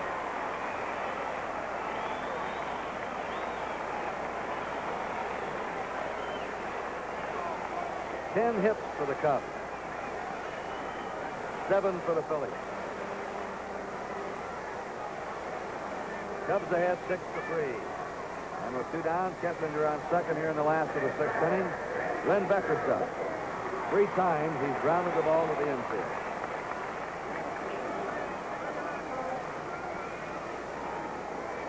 Becker batting .301. Straight away for him. Down to the shortstop. Throw to third. Oh, that was a funny play. 2 down, and he threw to third base. 2 down, and he went to third. That's a gamble play anytime.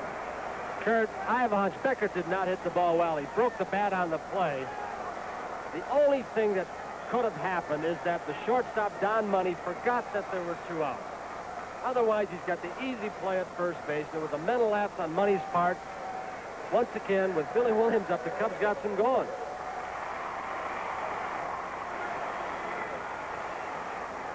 Dealer's choice for Becker. Runners on first and third, 2 down. Here's Billy Williams. And he hits a high foul that is going to just get in the box seats out of play. Williams has singled, tripled, and reached an error today. And Billy's batting .299. We've had a lot of first pitch hitting in this game. Cubs 6-3. Threatening again, runners on first and third, 2 away.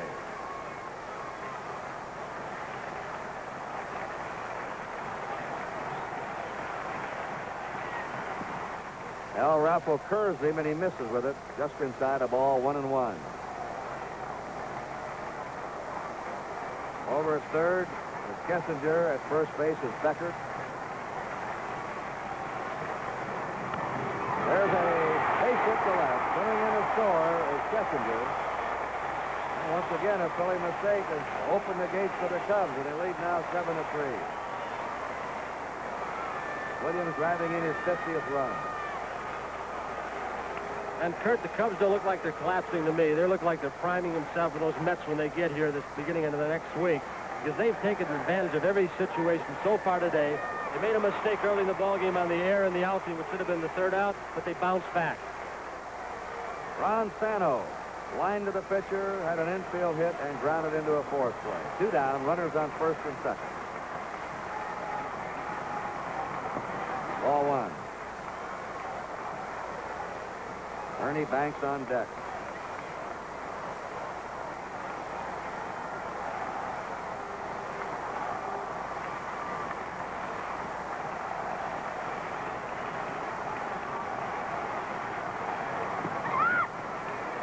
Outside, 2-0. Phillies are warming up Johnson again.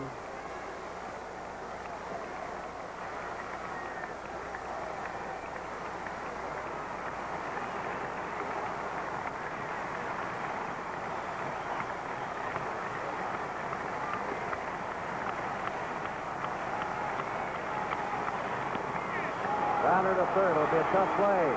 Taylor comes up with it beautifully and throws him out to retire the side.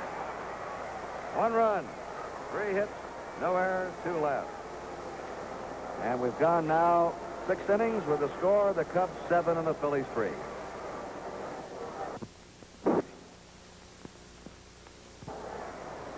Rich Berry is pinch hitting for Al Raffo, and it's a strike to him. Berry's been up only 8 times this year with the Phils, had 1 hit. Came up in the Yankee chain originally.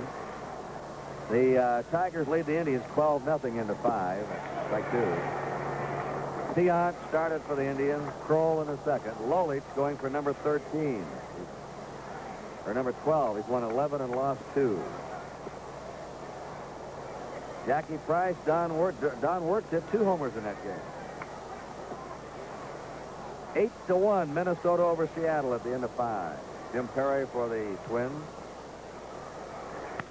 There's a line shot to left. That is going to be a base hit in front of Willie Smith. So the Phillies have sent up 2 pinch hitters today, and both have come through. Now we're at the top of the Philly order, and Tony Taylor, who is singled, grounded out, or lined out, and flied out. Kansas City 6, the White Sox nothing into 5.5. Horlin against Rooker. Kirkpatrick homered. Kansas City. California at Oakland has not started. And a night game, the Red Sox play the Orioles at Baltimore.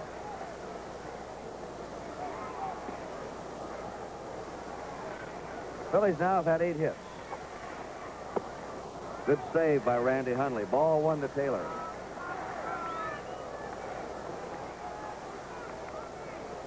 Eleven hits for the Cubs, 8 hits for the Phils. 7-3 Chicago in the top of the 7th.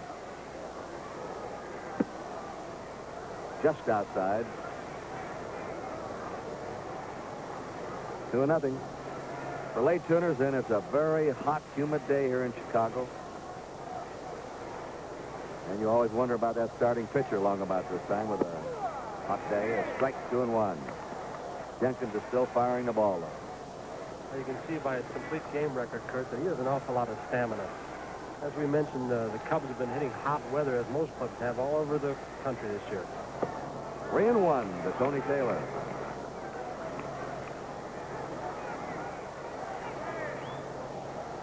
The Phillies have been a better team on the road than they have at home. Tony told you earlier they've won 10 road games in a row now. That's quite a record.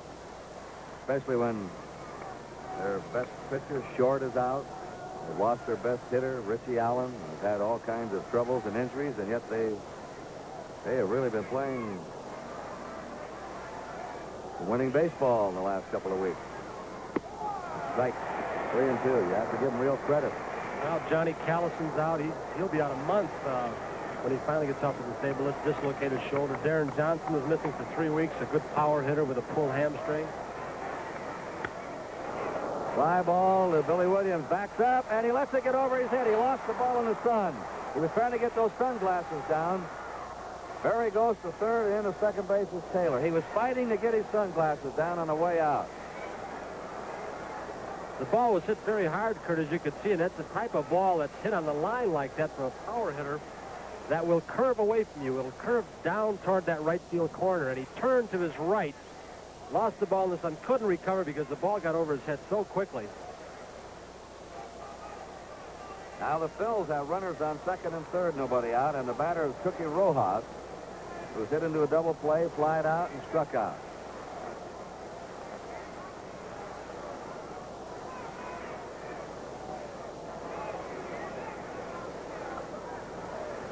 Bob Skinner, you mentioned a moment ago, here he is right here, and that's DeRocher, excuse me, but Skinner has maneuvered his players. He's had catchers playing third base, the outfield. He's had players shifted all over the place, out of position, but they've been doing a job for him, winning some ball games.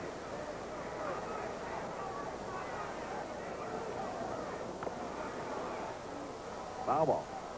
Rojas hitting .243.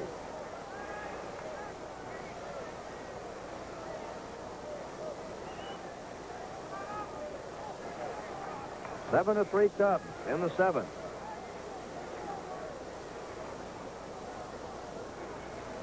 There's Bob Skinner. All kinds of problems this year, but he has adjusted. He's done himself quite a job.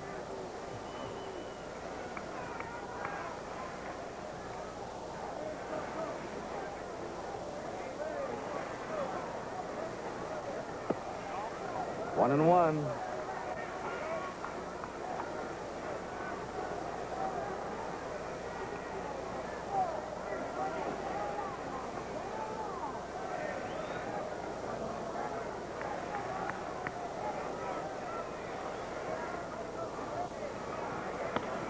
Foul away. 1 ball, 2 strikes.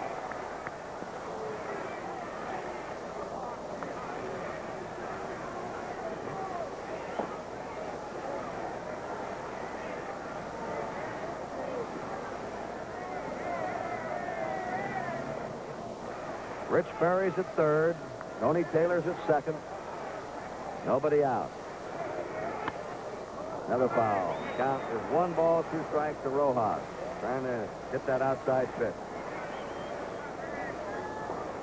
And after he's fouled the last two off, Billy Williams now has moved a couple of steps toward the right field line. Out in right field.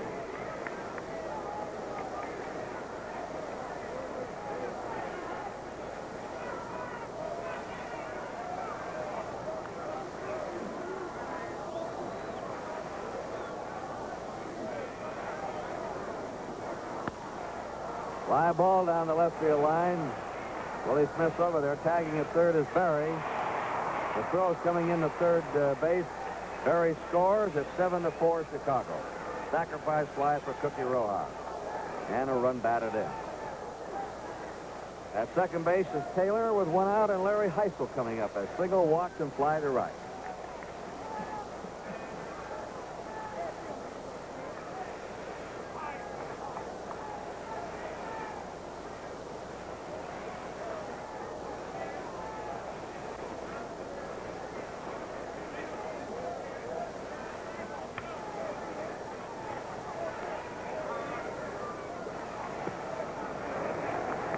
Nothing in one to Heisel.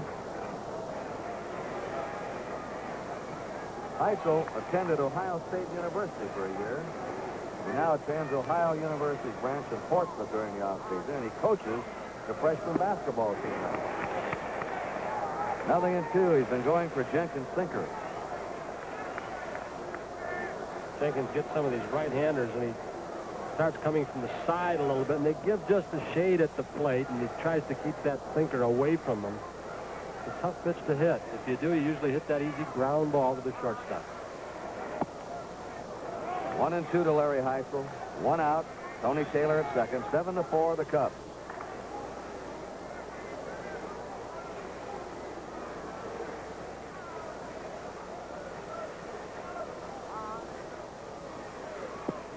Ooh, that one just missed. 2-2.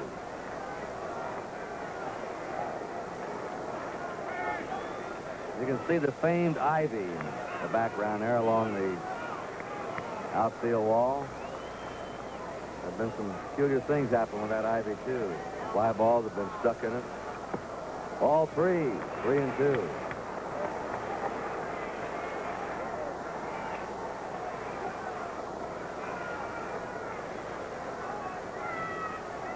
Leo DeRocher. A man his age, he's in remarkable shape. Strike 3.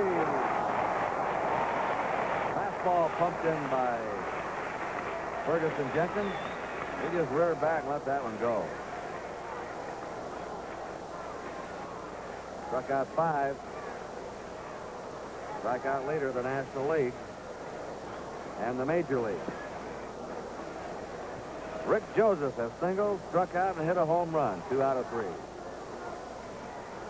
2 down. Tony Taylor at second.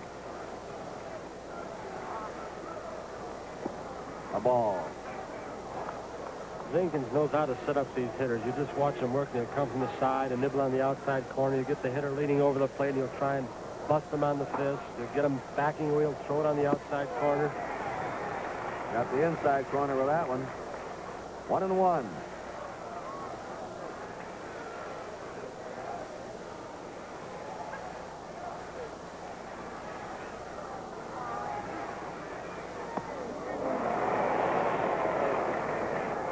One ball, 2 strikes, and for the first time today, we're going to have some action now in the Cub bullpen. Phil Regan, the right-hander. Right, the left-hander. Is that Rich Nye? Looks like it. Strike 3, and Joseph's out. As Jenkins struck out Heisel and Joseph to end the 7th. 1 run, 1 hit for the Phillies. There were no errors. 1 run, 2 hits. There were no errors, and 1 man left. At the end of 6 1/2, it's the Cubs 7 and the Phillies 4. Darren Johnson has gone to first base, and he'll be batting 9th. Johnson will be batting 4th.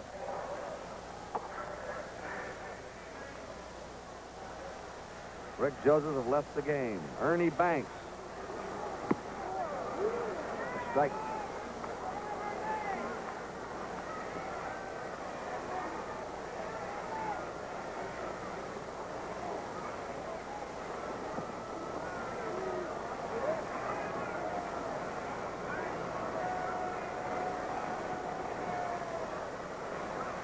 1-1 to Banks. Hitting .261. Pitches ball 2-1.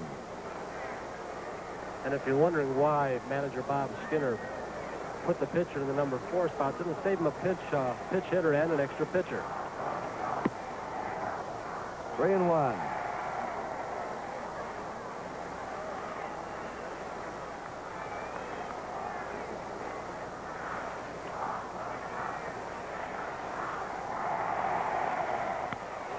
Ground ball, great stop by Taylor, a long throw, and it's there in time. That's the play of the ball game so far by Tony Taylor, the third baseman of the Phillies.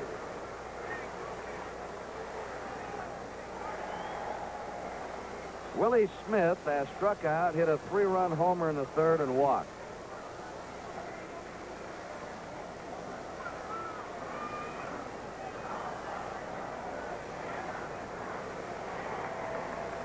Cubs 7, the Phillies 4. We're in the last of the 7th inning.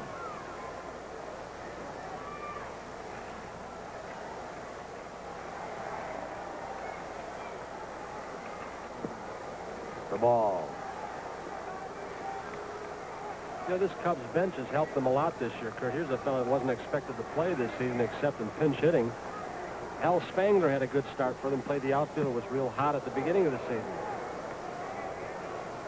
1-1 to Willie Smith. Johnson has been used mostly as a starter this year. He's had 14 starts. Big hopper out to second baseman, Rojas. Easy play for him, and they're 2 down. And Randy Hundley is up. He's singled, grounded out, and hit into a double play. The Cardinals came up with 3 runs in their 6th to take a 6-1 lead over the Pirates, and the Pirates came back with 2 in the 7th. So it's now the Cardinals 7, or the Cardinals 6, and the Pirates 3. The Cardinals have won 9 of their last 10, their best streak of the season.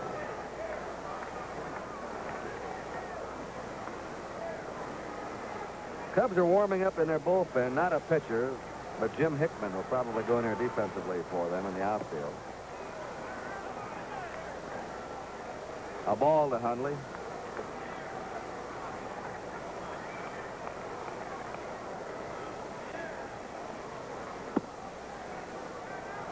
Ball 2, 2-0.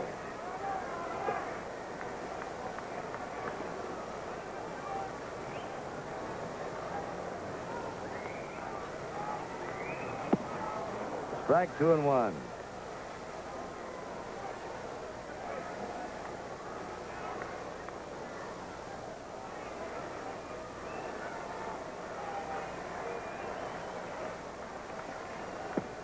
Going for that inside pitch.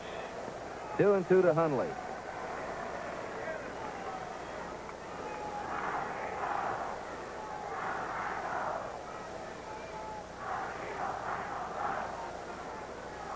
On deck is Jimmy Qualls.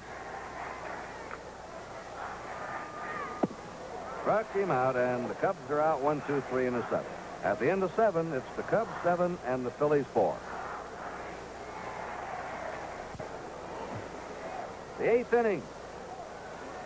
Johnny Briggs has reached in an error and grounded out and lined out. Jenkins been in there all the way for the Cubs, and his pitch is outside.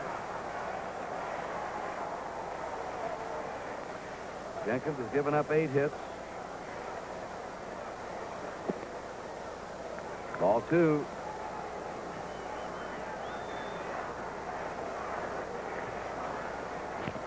He hasn't walked a man. There's a strike. He struck out 6.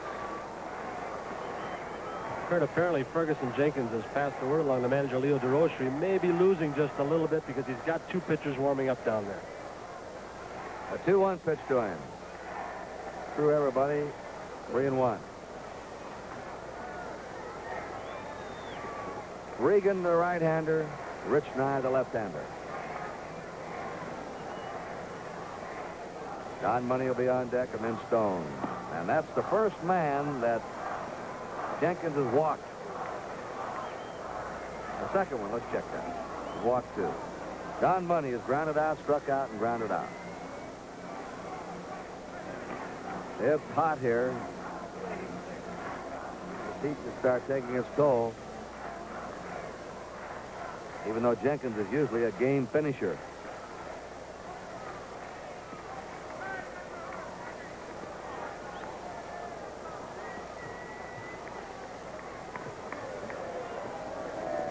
Don Money, batting .244. Pops it off the bat handle, back out of play.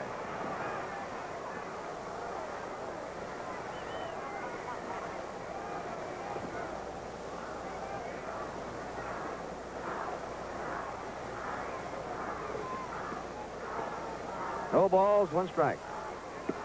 In there for strike 2. The Money.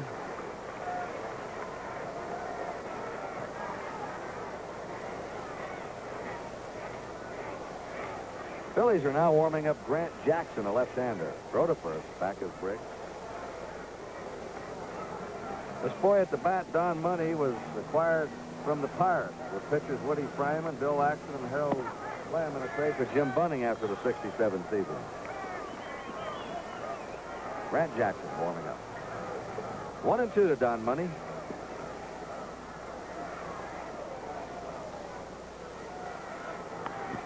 Foul again.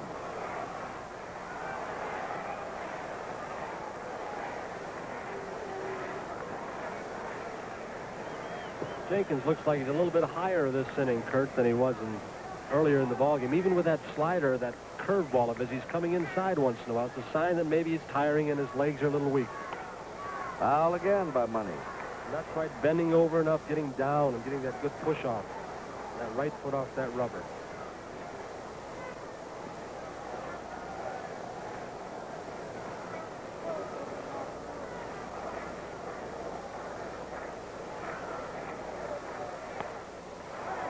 There's a pop foul. Hundley waiting for it. 1 away.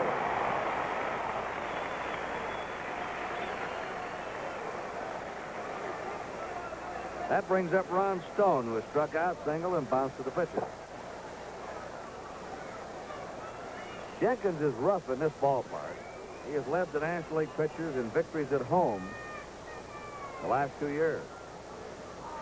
He won 15 and lost 5 here in '67 at Wrigley Field. Last year he won 13 and lost 7. This year he's won 5 and lost 4 at home, and he's won 6 and lost 2 in a row. So he's been better on the road than at home this year.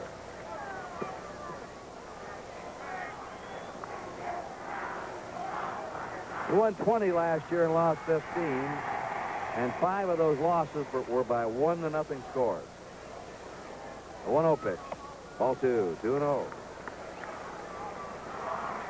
We have our first final score in. The Yankees beat Washington 3-1.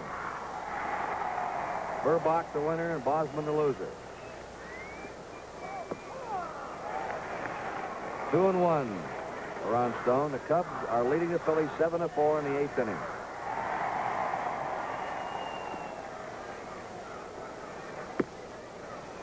Three and 1. In the late innings, the pitcher starts getting behind, or when he starts walking batters, that's usually a tip-off to a manager that he's starting to lose it. Now Ron Sano wants to talk to him, and so does Randy Hundley. Theodore Osher signaling his infielders to get out to the mound and give Ferguson Jenkins a little bit of a break. Give him a little bit of a rest period. Tell him to get on top of those pitches, bend those legs in that back. Get the ball down low in the strike zone. This is the type of part, Curt, with the short dimensions all over that you want to be especially sure, certain that you keep the ball down low. Always got the chance for the double play. You get the ball in the air here with the wind usually blowing out, the balls jump out of this park. Fires the fastball through. 3-2 to Ron Stone.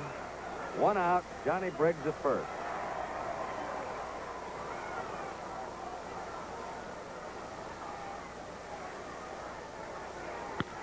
There's a base hit to right. Hickman's gun in the game in right field, comes up with it, fires to second. The Phillies have runners on first and second, 1 away. And DeRocher's coming out now to talk to Jenkins. Jenkins, the type of pitcher we talked to Leo before the ball game about him. He's the stopper on this staff, and you go along a little bit farther with a pitcher of Jenkins' caliber than you would with most.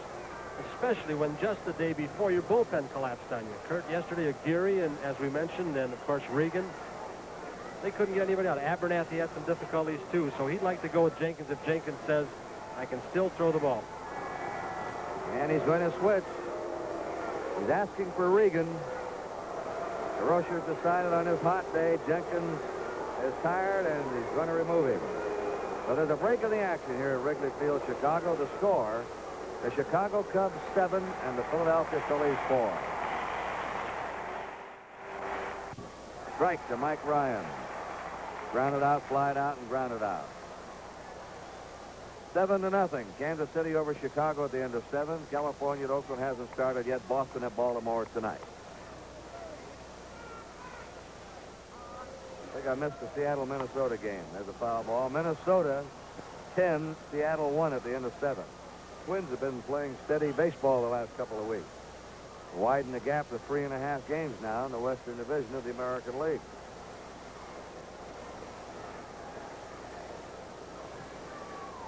Ryan batting .213. Look at him up in that bat handle.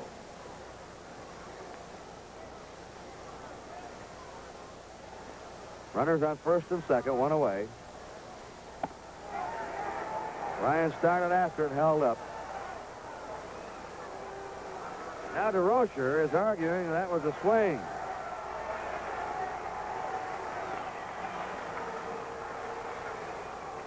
And he just wanted to ask something and quickly goes back. Leo knows we're on national TV today, doesn't he? He's quite a showman. Believe it might have something to do with it. He's done a heck of a job with his Cubs team, though. The players love him. You know that? Well, we said a couple of weeks ago, this is where he belongs, in the dugout, not some executive somewhere. So he's a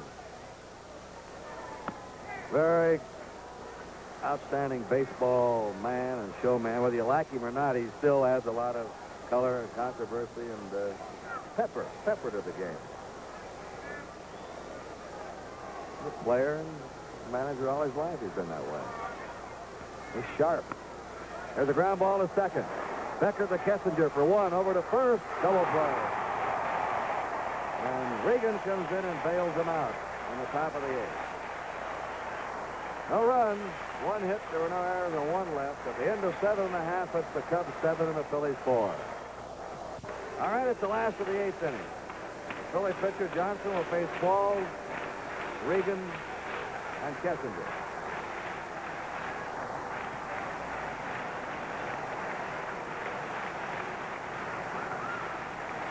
Balls a single, grounded out and single.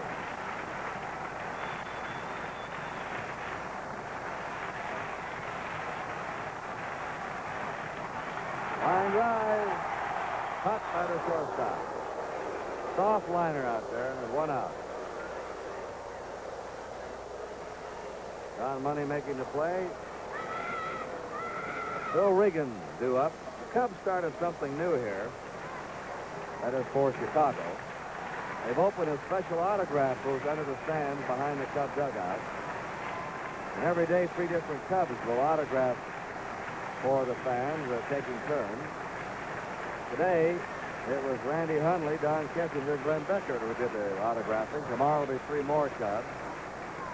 And that's to accommodate the fans. They all can't do it at once, but they pick out 3 each day to do it here in their own ballpark. Bill Regan up for his first time. The Phillies' last chance in their 9th inning.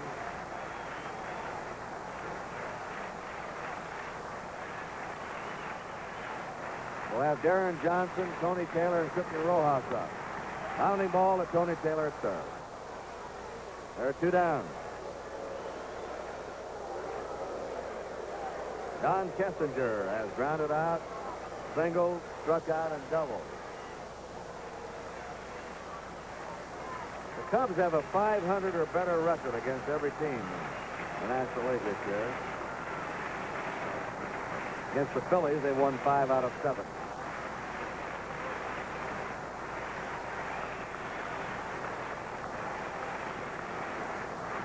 Kessinger, .296 average.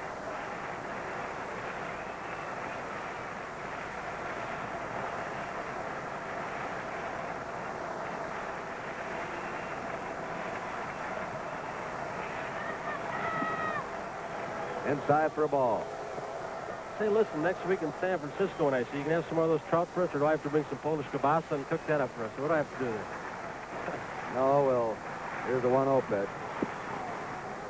strike. We'll have to be without the trout for a while now. We'll have to get a chance to go fishing again. Beckert on deck.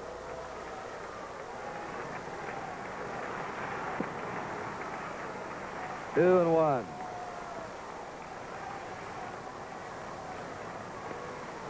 I'll have to get you some of those good Cape Cod striped bass or bluefish. 2 and 2.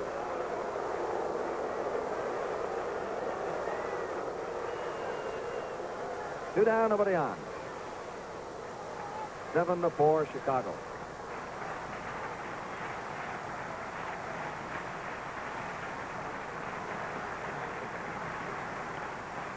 Foul away. Tony starting on down, and depending on the time element, he usually has the star of the game on after the game of the week. You might be interested in hearing about.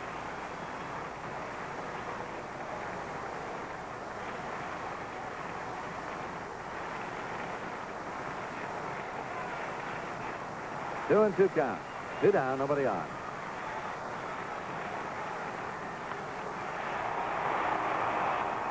Line drive to left. Third hit for Kessinger.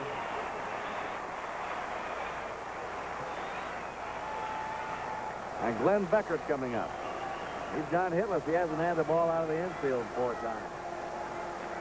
Getting overcast in Chicago. A threat of rain. Chicago 7. Phillies 4. The Cubs had 2 in the second, 4 in the third, and 1 in the sixth. Right.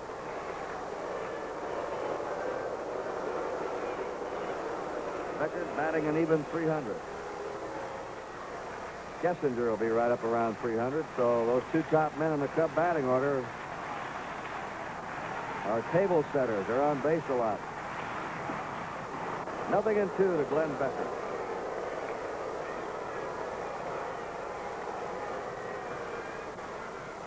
Billy Williams, hitting third, is hitting 301. Ron Sano's hitting 295. Hot day by Sano, and they could have the top 4 in the 300 mark in the batting order.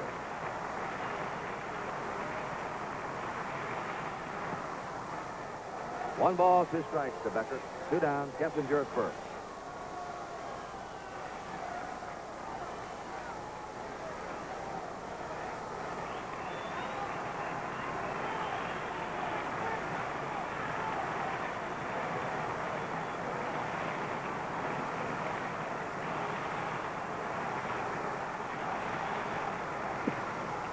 Throw to first. Kessinger back. Pitch was outside for ball 2. 2-2 to Beckert.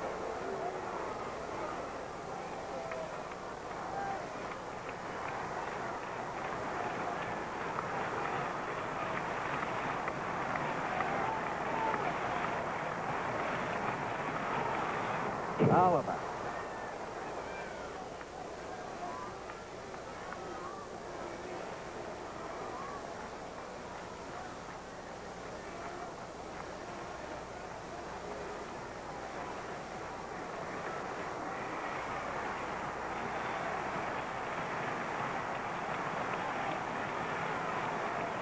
Two and two. Foul again. They had Kessinger on the move.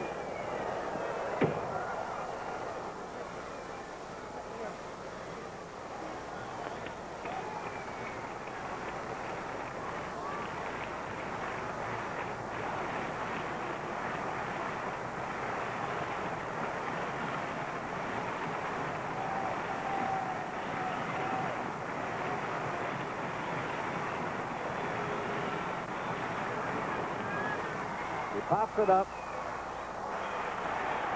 Going out is Rojas.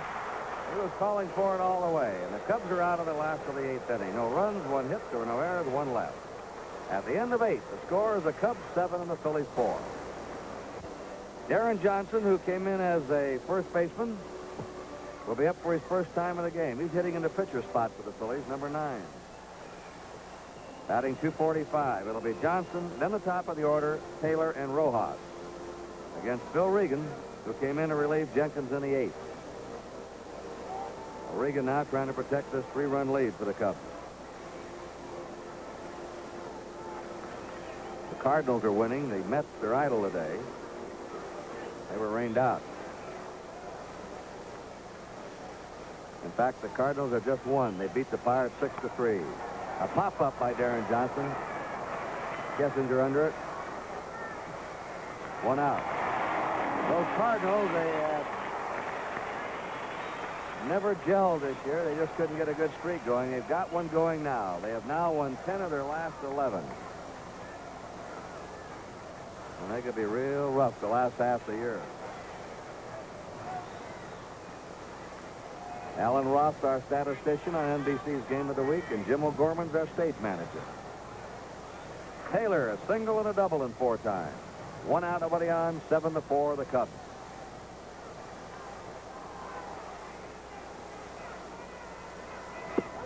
Strike. Regan's got that herky-jerky delivery.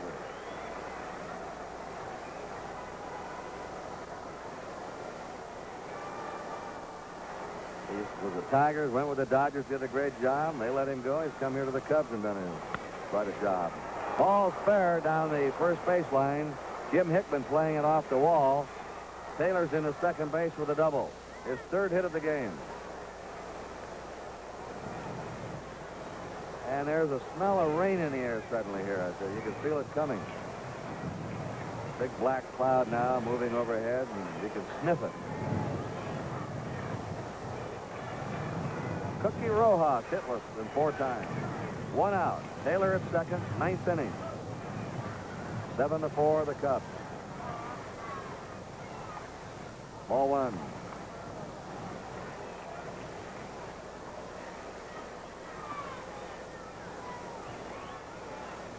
And it's getting windy. The wind has shifted. Now there's a cloud. That's just the edge of it, though, coming overhead. The wind has shifted now and is blowing in from center field toward home plate against the hitters.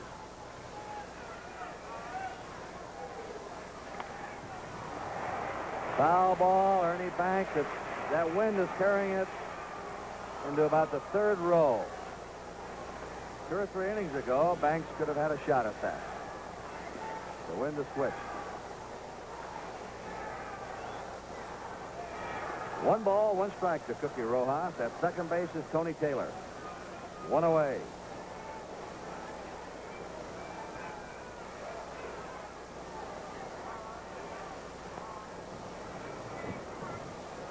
Ball 2, 2-1.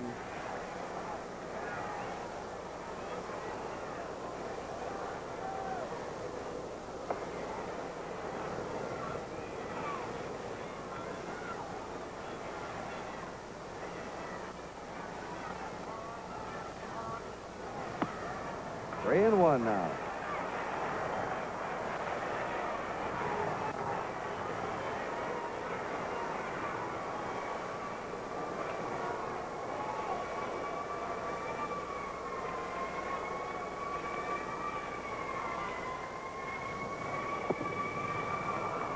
And the tying run will now come to the plate for the Phillies. Larry Heisel will follow Rojas. Rojas has walked. He's on first. Taylor's on second. Heisel has had 1 hit in 3 times. Rich Nye, a left-hander, starting to warm up for the Cubs.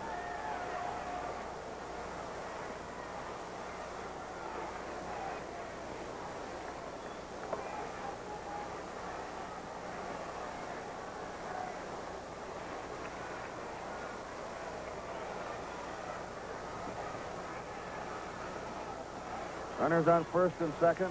1 out. Outside a ball. Dave Watkins come out on deck. The pitcher is due up next for the Phillies in the number 4 spot. Dave Watkins. A strike at the knee. 1-1.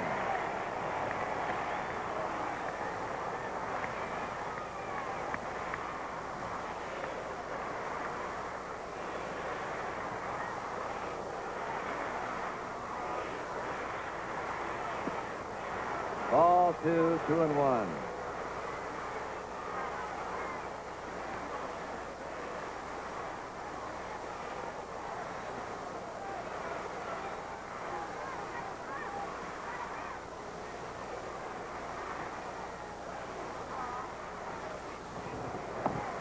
Fastball by him, 2-2.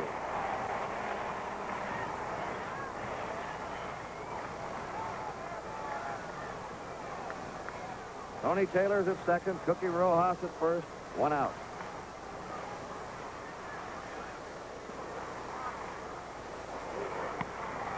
Ground ball. He's got 1. That's all. Kessinger with a good range that time, keeping that ball from going up the middle. 4th play on Rojas. Kessinger to Becker. 2 down. Taylor's on third. Heisel's on first. And Dave Watkins will bat for the pitcher Johnson in the number 4 spot. Watkins batting 200.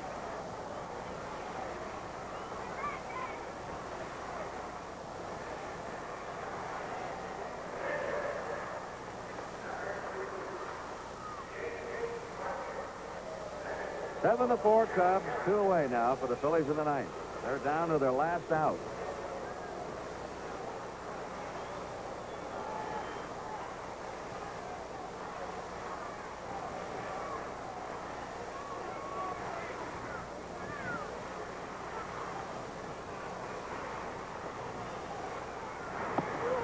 Strike.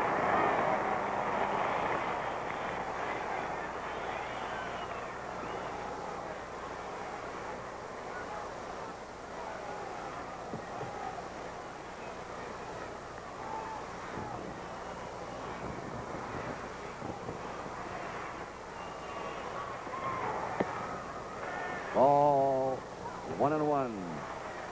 Dave Watkins. Runners on first and third. 2 down.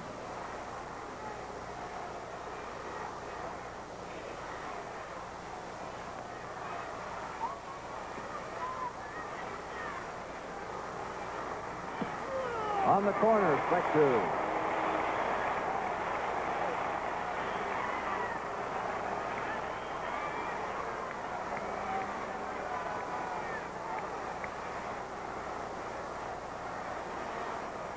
Runners on first and third, 2 away.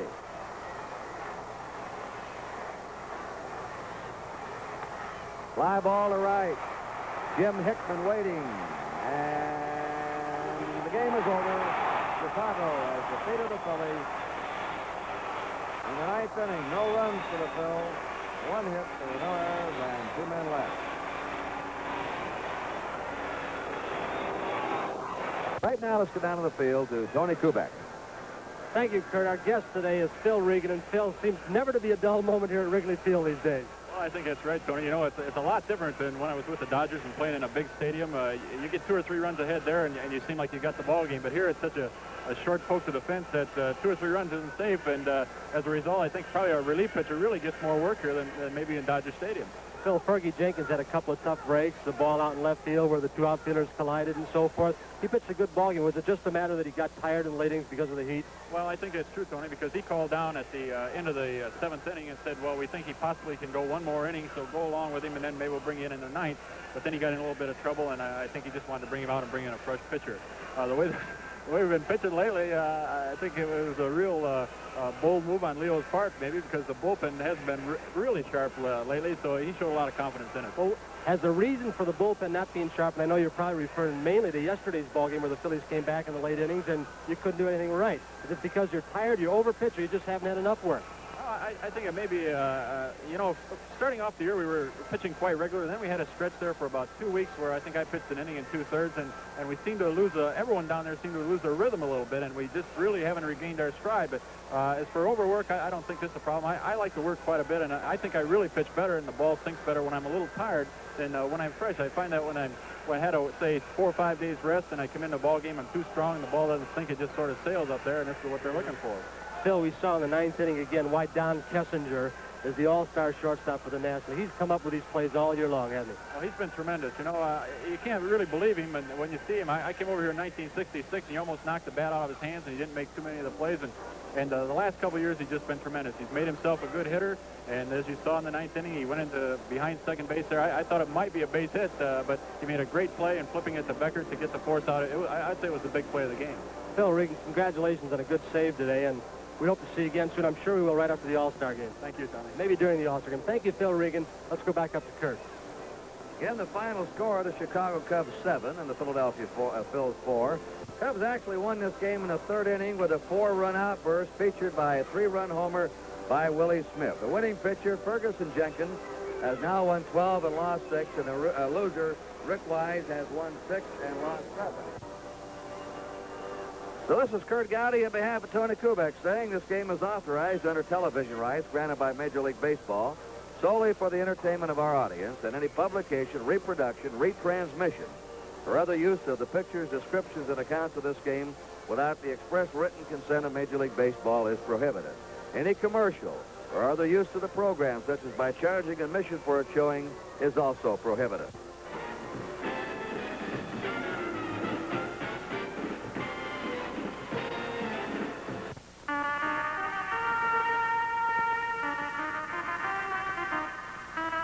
This is the United States Armed Forces Radio and Television Service.